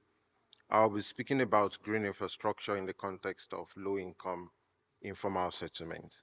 And I'll begin by defining what exactly green infrastructure is. I know since yesterday we've had the repeated use of the word green infrastructure. In the context of my use of green infrastructure, it refers to natural and semi-natural networked spaces, natural systems, including green spaces that deliver various benefits to humans. This is different from the general greening of infrastructure. So when you say greening of infrastructure, where the word green serves as a verb, you could talk about solar panels, you could talk about low carbon technologies. But in the context of green infrastructure, it refers to those natural systems that help in improving the environment. Actually, the term was first coined by Charles Little in 1990 in his description of greenways in America, and it has gained traction ever since, particularly in the context of climate adaptation. So green infrastructure occurs at different scales. You could have it at the site scale, or what you would revert to the dwelling scale, at the neighborhood scale, where you have instances of your parks. At the site scale, you would have your green roofs or your green walls or some indoor plants. And then you also have it at the city scale or at the regional scale. So I guess you have some form of green infrastructure where you live. Now, coming to the context of informal settlement, developing countries, Africa and Nigeria, have cities that include people living in deprived conditions. And statistics are contested, but you have some cities with close to 50% of their residents living in places regarded as slums and informal settlements. And the characteristics of these areas draws attention to green infrastructure. So for example, some of them occupy low-lying areas, areas that are not normally or formally regarded for residential development. But because they occupy the spaces, they have this form of connection to natural systems. You also find agricultural practices quite common in these areas because some of them are migrants from the rural area and they bring those practices from those areas and they still do that. So why do we talk about green infrastructure in the context of climate change? It has a lot of benefits. You talk about carbon stock, carbon sequestration from through vegetation. So example of green infrastructure like your permeable paving enhances groundwater recharge. It reduces, improves the runoff peak, reduces the time to runoff peak and helps to reduce cases of flooding. It delivers ecosystem services and the cultural ecosystem services, the regulatory ecosystem services, and a couple of other services. So in terms of climate adaptation and resilience, green infrastructure is the key, or its sister description called nature-based solutions. So I'm saying this to draw attention to its importance in the context of climate change, adaptation, and resilience. So I'm reporting a study we did a few years ago, and we worked in two areas in two cities. I worked in Akure and in Lagos, where we looked at the extent of green infrastructure in informal areas. So I have interest in slums and informal settlement. So to what extent have green infrastructure been adopted in these areas or is available in these areas to see the potentials for climate adaptation in these cities?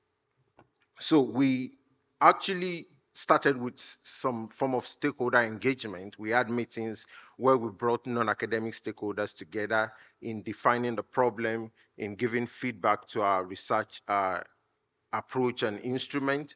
And then we proceeded to have a survey, and the survey includes some form of building audit, auditing the households to the extent of green infrastructure that is available. Like I said, in Lagos, we worked in Ajegunle Ikorodu, in Kosofe local government, and in Irede, which is under Amu Ward of Fame. And in Akure, we worked in the inner city, which are the most deprived areas within the city. Through the survey, we engaged over 1,400 residents in order to understand the extent of green infrastructure adoption within their areas. Now, key findings. In our study, we found the three most popular adopted forms of green infrastructure are shrubs within 6 meter radius of the dwelling, creeping plants, accidental. As I would show later in the next slide, we differentiated from the accidental creeping plant and the cultivated creeping plant. So what just grows by itself and the ones that are deliberately grown. And then we have the green road veggies. So the veggies refers to the space between the perimeter of your fence or the perimeter of the plot and the road. So you find those are the three areas with the highest form of green infrastructure. But you find some very good examples. The previous slide, just before this slide. So we have one dwelling with a lot of trees, fruit trees, and a lot of shrubs, which was one stand out, one dwelling standing out within some of those neighborhoods. So you find such which we might even call outliers. So this table captures the results in terms of extent of green infrastructure. I wouldn't run through all the rows, but we found that things that grow of themselves, things that requires components that requires little or no care were the most prominent. So like accidental creeping plants, which could even be a nuisance, or what happens between the perimeter wall and the road veggies, which is not actually your making, or things like shrubs and grasses within the plot. So those were the most popular forms of green spaces. And the ones that are linked to the buildings are less prominent. So like your green roofs, like the vertical walls, are not prominent in these areas. Now, another part of green infrastructure is water component, because water also helps in supporting the environment and regulating the environment. So because water availability is low or non-existent, particularly potable water, it's a factor that detracts from blue spaces as a form of green infrastructure. So at the neighborhood level, we found that across the various places we worked, living within proximity of wetland differs. Particularly, we measured at different distances, within 500 meters of the wetland, within a kilometer of a wetland, because a wetland is also a form of green infrastructure, with its benefits and, of course, its downsides. And community gardening as a neighborhood green infrastructure are not common. Parks are not existent in the areas. Only a few visited parks, about 2.6% visit parks daily or weekly. And when they visit parks, those who visit parks, these are the reasons for which they visit parks. I think the highest here is social interaction and relaxation. So we also found analysis, yes, sir, analysis of what influenced the factors that influence the choice of green infrastructure. Length of stay, so the longer you stayed, you are more disposed to have green infrastructure. Age, tenure status, and your household income. Now, all this result shows the need for holistic transformation in these areas, because you find that the socioeconomic component is a very important factor in influencing the adoption of green infrastructure. Not just to remain within the problem, we try to experiment with 3 iterations of vertical greening, because within these areas you have little or no land, the soil has problems, so the prospect of on-the-ground greening is really low. And we've implemented these iterations, we've learned some lessons, we're standing back to see how to improve on these models in improving the quality and the quantity of green spaces within informal areas and enhancing climate adaptation. I would not do without acknowledging funders for the work and the support received from my home institution. Thank you.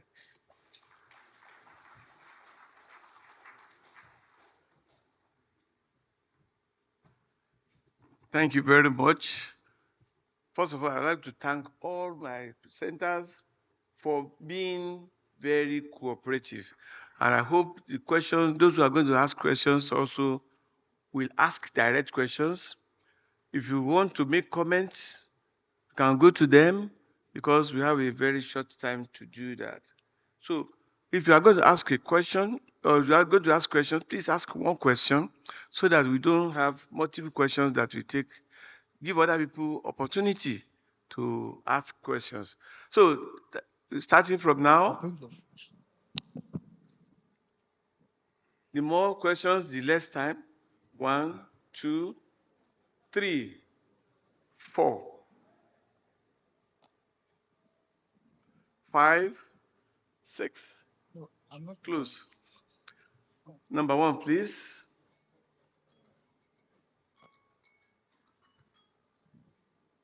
My name is Professor Mike Onyekon.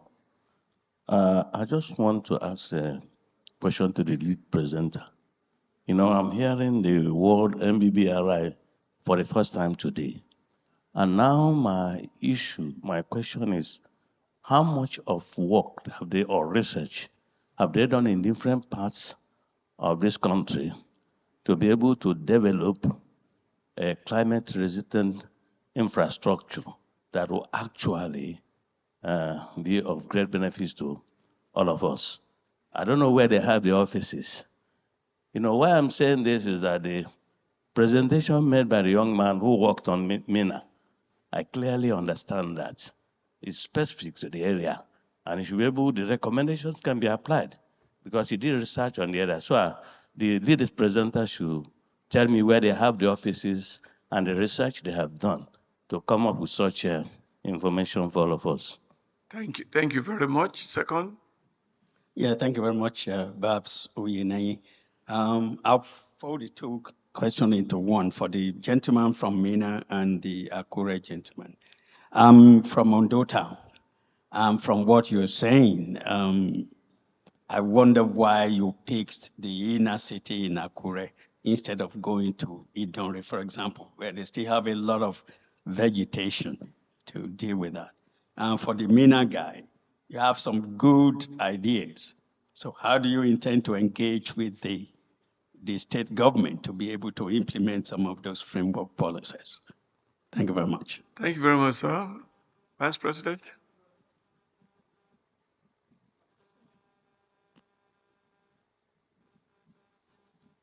My question is directed at the keynote speaker. And I heard you talking so much about building codes in this country. But I hear a lot every day, buildings collapsing. Is it because of lack of compliance with these building codes? If so, how can we comply? What do you recommend for complying with these building codes? Number 4. Yeah. Thank you. My question is related to the last question.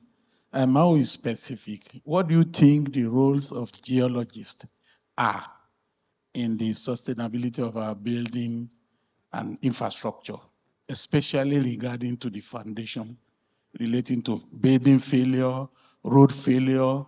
We know the importance of the component of the rock that form the soil on which our buildings and roads are put.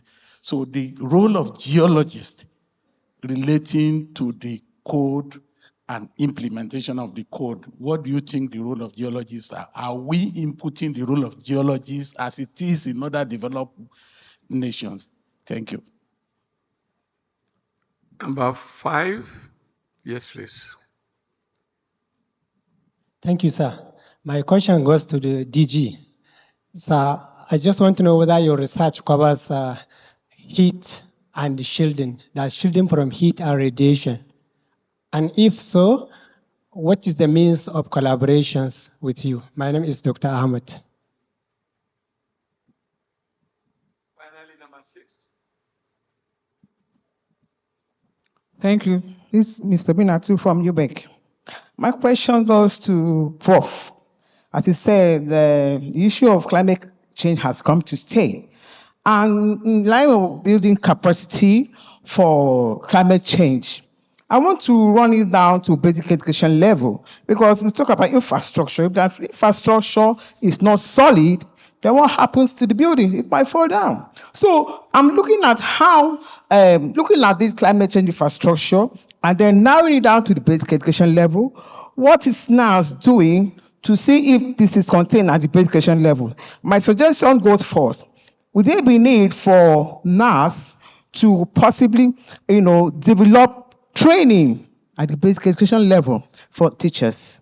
And also, looking at some of these lectures yesterday and today, I'm thinking now if there will be a harmonized document that could also be used for our teachers, to also train teachers at the basic education level using some of the reviewed contents in our 9-year basic education curriculum, which has been reviewed. So I'm looking at, carrying the teachers along who will entirely teach this to our children so that the information on climate change will also be sustained in the life of our children and teachers. And then I'm sure with this, we can have a sustained climate change in Nigeria. Thank you. Thank you very much for your questions. I don't know whether the speaker.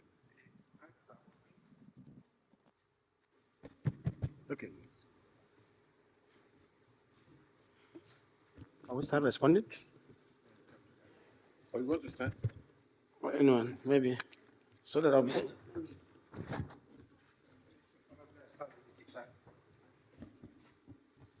Thank you, Prof. How much work have we done as an institute in the area of climate resilient infrastructure? And if we exist, do we have locations? Where are we existing? I think that's the question, if I capture it very correctly. NIBRI has been in existence for the past 46 years. We were established as an act in 1978. 1st April, we started existing. NIBRI has locations in 9 locations in Nigeria. Each of the 6 geopolitical zones, we have an office. That of Lagos is in Ikoyi, servicing the southwest. That of the south-south is in Uyo. That of north-central is in Jos. That of northeast is in Gombe. That of northwest is in Kano. And that of southeast is in Newi. So our locations are almost everywhere. Our present headquarters is here in Jabi.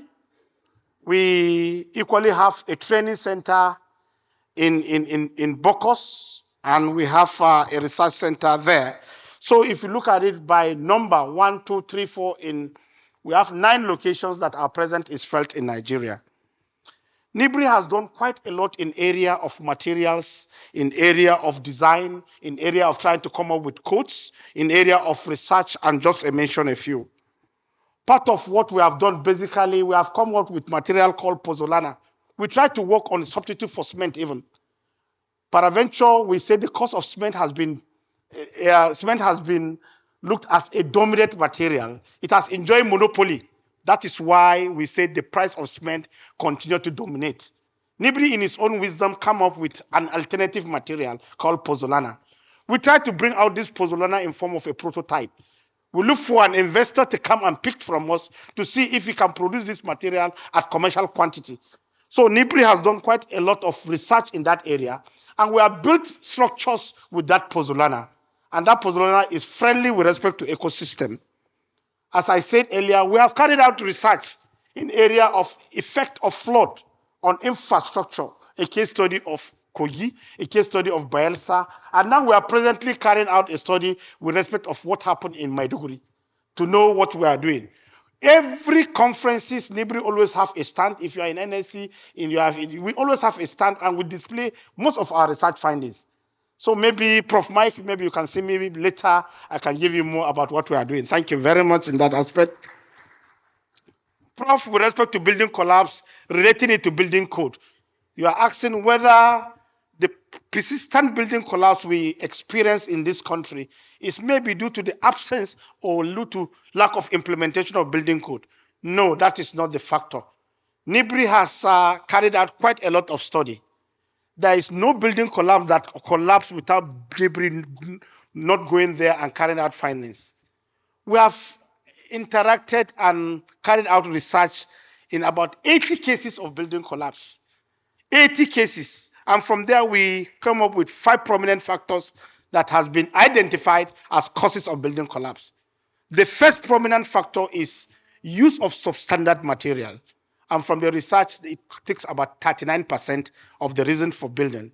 Substandard material, we all know that most of our buildings these days, where it's constructed using steel and concrete.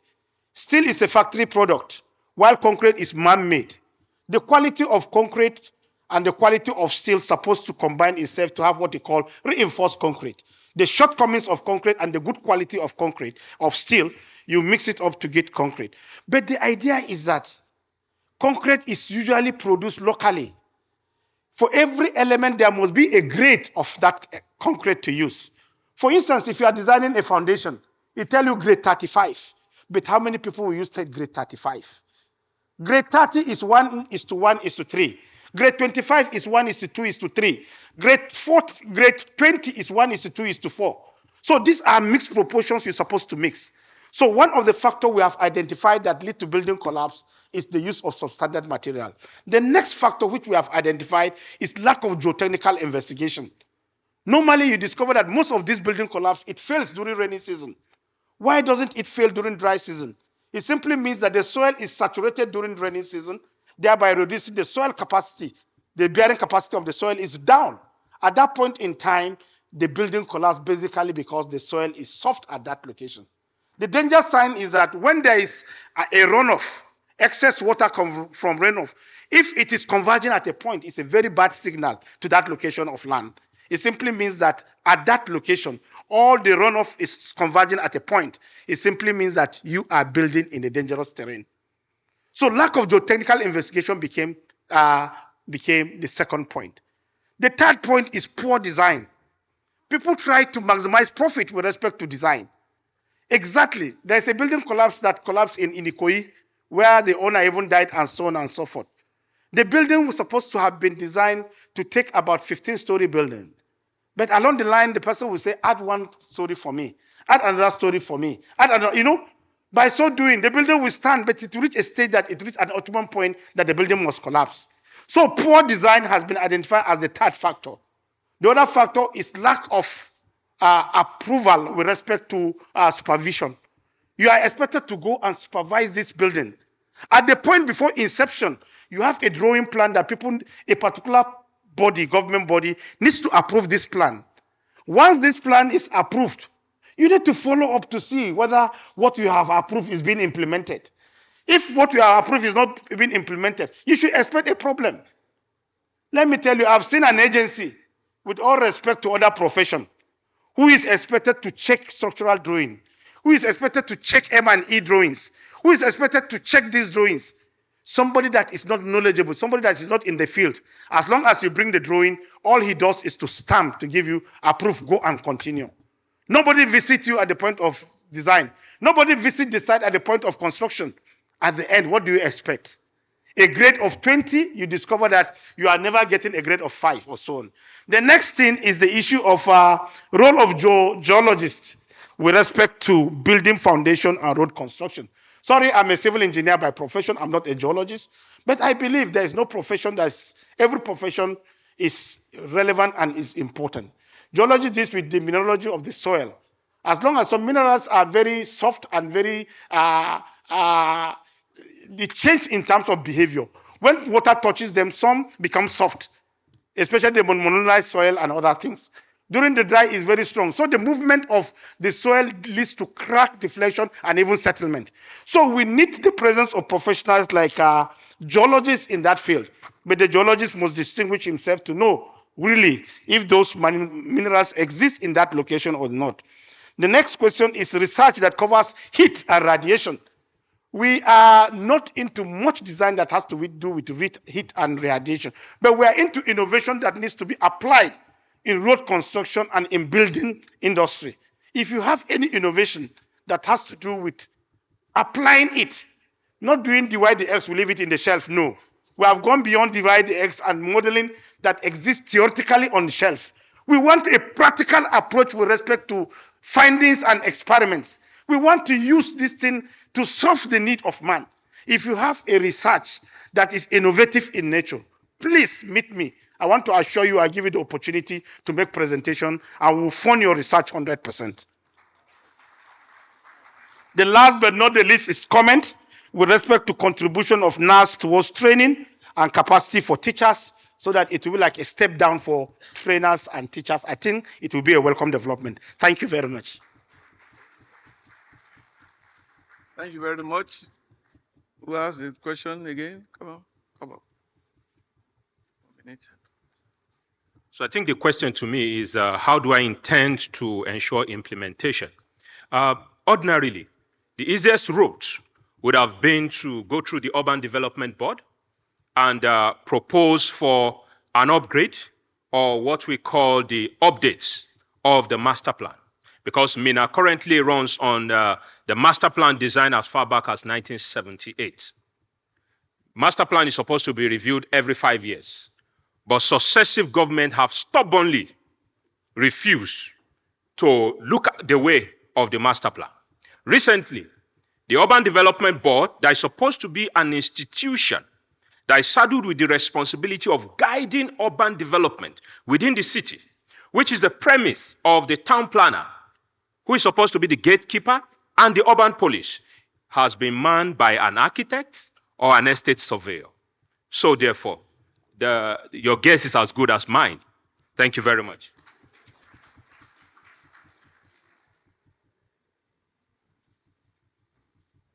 I was asked to say why not a place like Idonre, why Akure. We focused on cities because the lack of green space is more pronounced in cities, and that's where you have the problem of the East Island, where you have high density. The area where we worked in Akure has about 500 people per hectare, which is quite high density. You have lots of migrants there. So if you also go to Lagos, in those slums, you have high density, but in very poor living conditions. So it's a city problem. Somewhere like Indore, with due respect to the town, does not qualify to deserve the consideration of the city. Of course, there are even cities on a higher scale like that of Akure, but we worked in Akure and worked in Lagos to represent the smaller city and the bigger city, because the real growth and problems are appearing more in the secondary cities. We think everything is Lagos, and it is not. The smaller cities deserve attention. Thank you very much.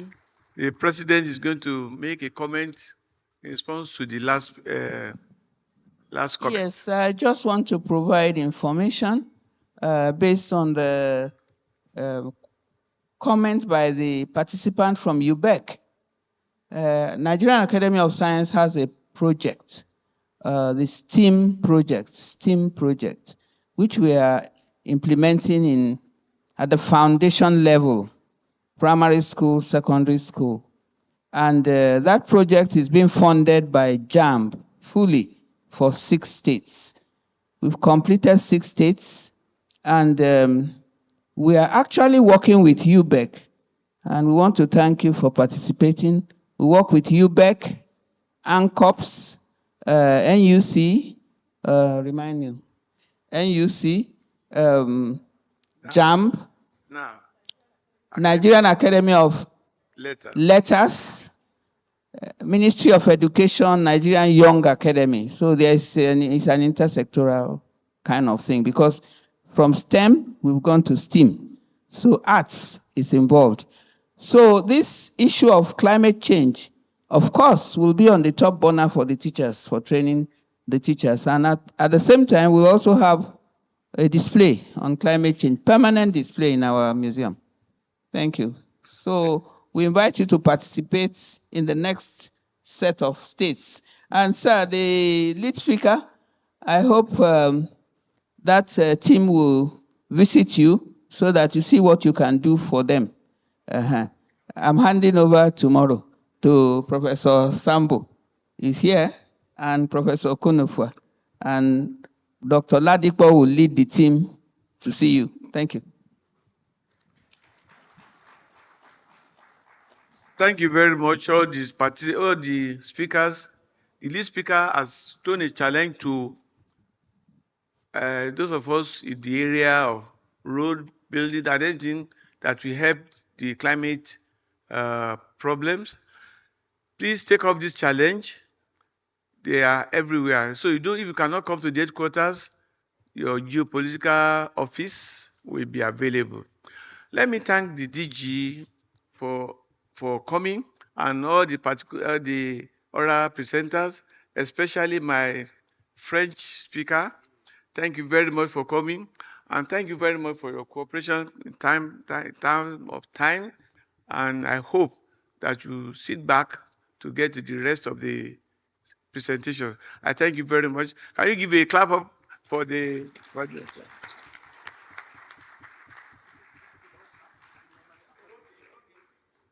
I think there's a new development. Yeah.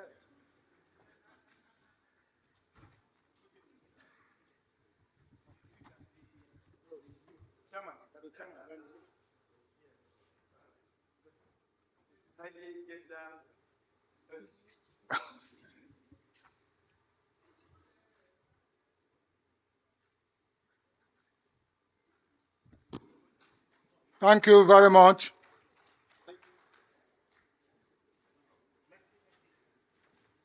Professor Familoli, for that great moderation. Before we start the next session, I would like to make a couple of announcements. The first is that those of you who have posters, please ensure that you write the code of your posters on top of the posters, because that's what's going to be used by those assessing the posters to determine the best poster here today. So please, if you don't have the codes there, ensure that the codes are properly written. And then secondly, we are going to mount or launch a special edition of the proceedings of the Nigerian Academy of Science, which is Journal of the Academy of Science, on climate change and resilience.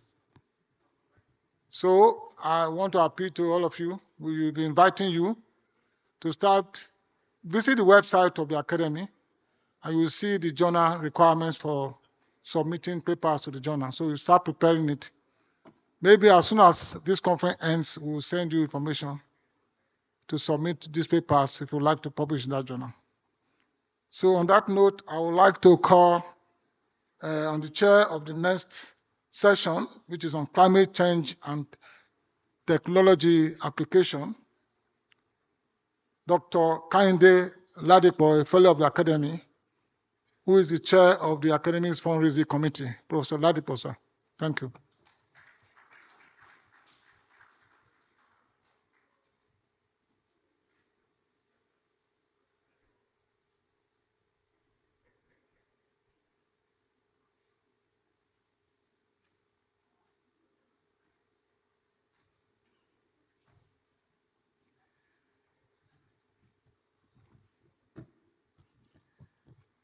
Thank you very much, Professor Konofua.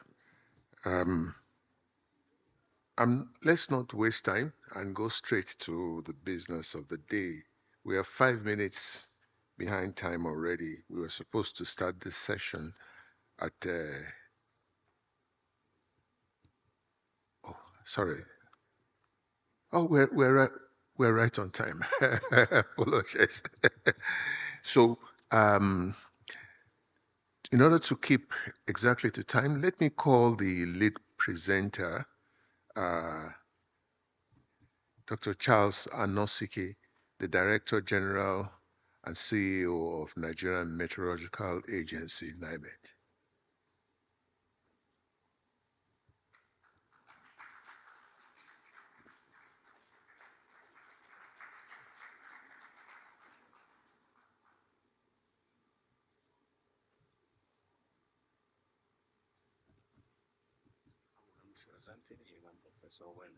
Professor Well, Director of Forecasting.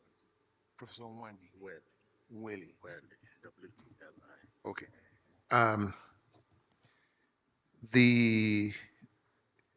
He will be represented by Dr.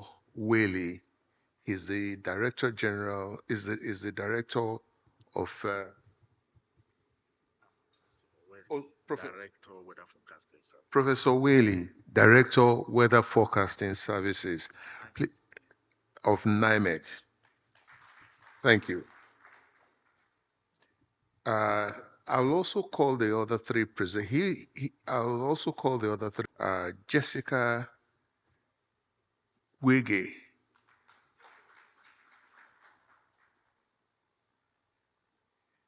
From the Department of Mathematics, Federal University of Lokoja, Kogi State.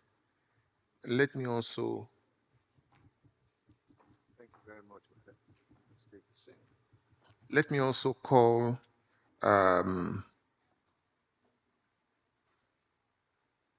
Nwori Christian.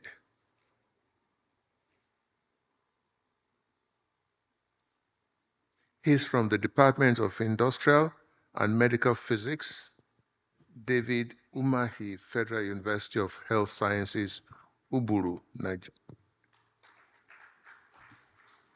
Welcome.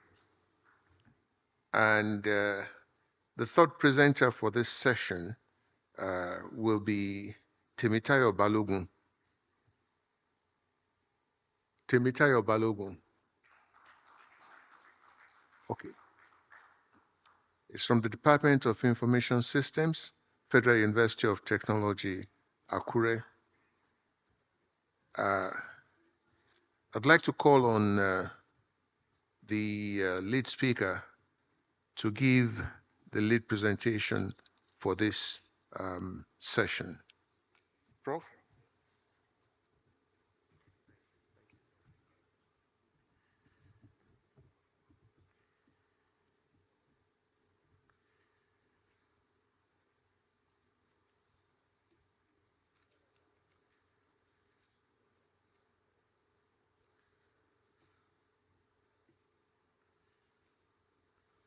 Good afternoon, everyone. I'm here representing the Director General and CEO, Nigerian Meteorological Agency. I'm Professor Vincent Welle. I'm the Director, Weather Forecasting Services. I'll be speaking on climate change and technology application. Of course, my lecture outline has the following. I have introduction, we have meteorology and climate change, we have climate change in Nigeria, we have climate change mitigation and adaptation technologies. We'll be talking about early warning systems for adaptation, and I will conclude. Of course, we are aware that despite the evidence on hand that climate change remains most intractable global problem that is currently facing humanity. And it will continue to be a major problem due to its complex and pervasive nature and its long-term impact on sustainable development. For this, of course, there was a global commitment to a concerted effort under the United Nations system, which began in 1992 with adoption of United Nations Framework Convention on Climate Change and its implementation upon ratification in 1994. Of course, that convention envisaged two main strategies to address global warming. One is mitigation, the next is adaptation. Of course, we're all aware that mitigation involves finding ways to slow down the emission of greenhouse gases, or to store them or absorb them in forests or other carbon sinks. And adaptation, on the other hand, involves coping with climate change and taking measures to reduce the negative effects or exploit the positive ones by making appropriate adjustments. Global warming, of course, continued with the year 2024, becoming the warmest year on record at 1.55 degrees centigrade, and above the 1850 to 1900 average, and the past 10 years have also been in the top 10. And of course, our climate has always changed naturally, and will continue to change without human beings disrupting the ecological equilibrium. It has become clear that the rate and intensity of the change our climate is experiencing are to a greater extent anthropogenic and devastating, and hence require mitigation and adaptation. The increasing effect of climate change has made environmental monitoring an existential imperative, and the current advancement in the field of technology and economic development has raised serious concerns regarding pollution. Of course, the IPCC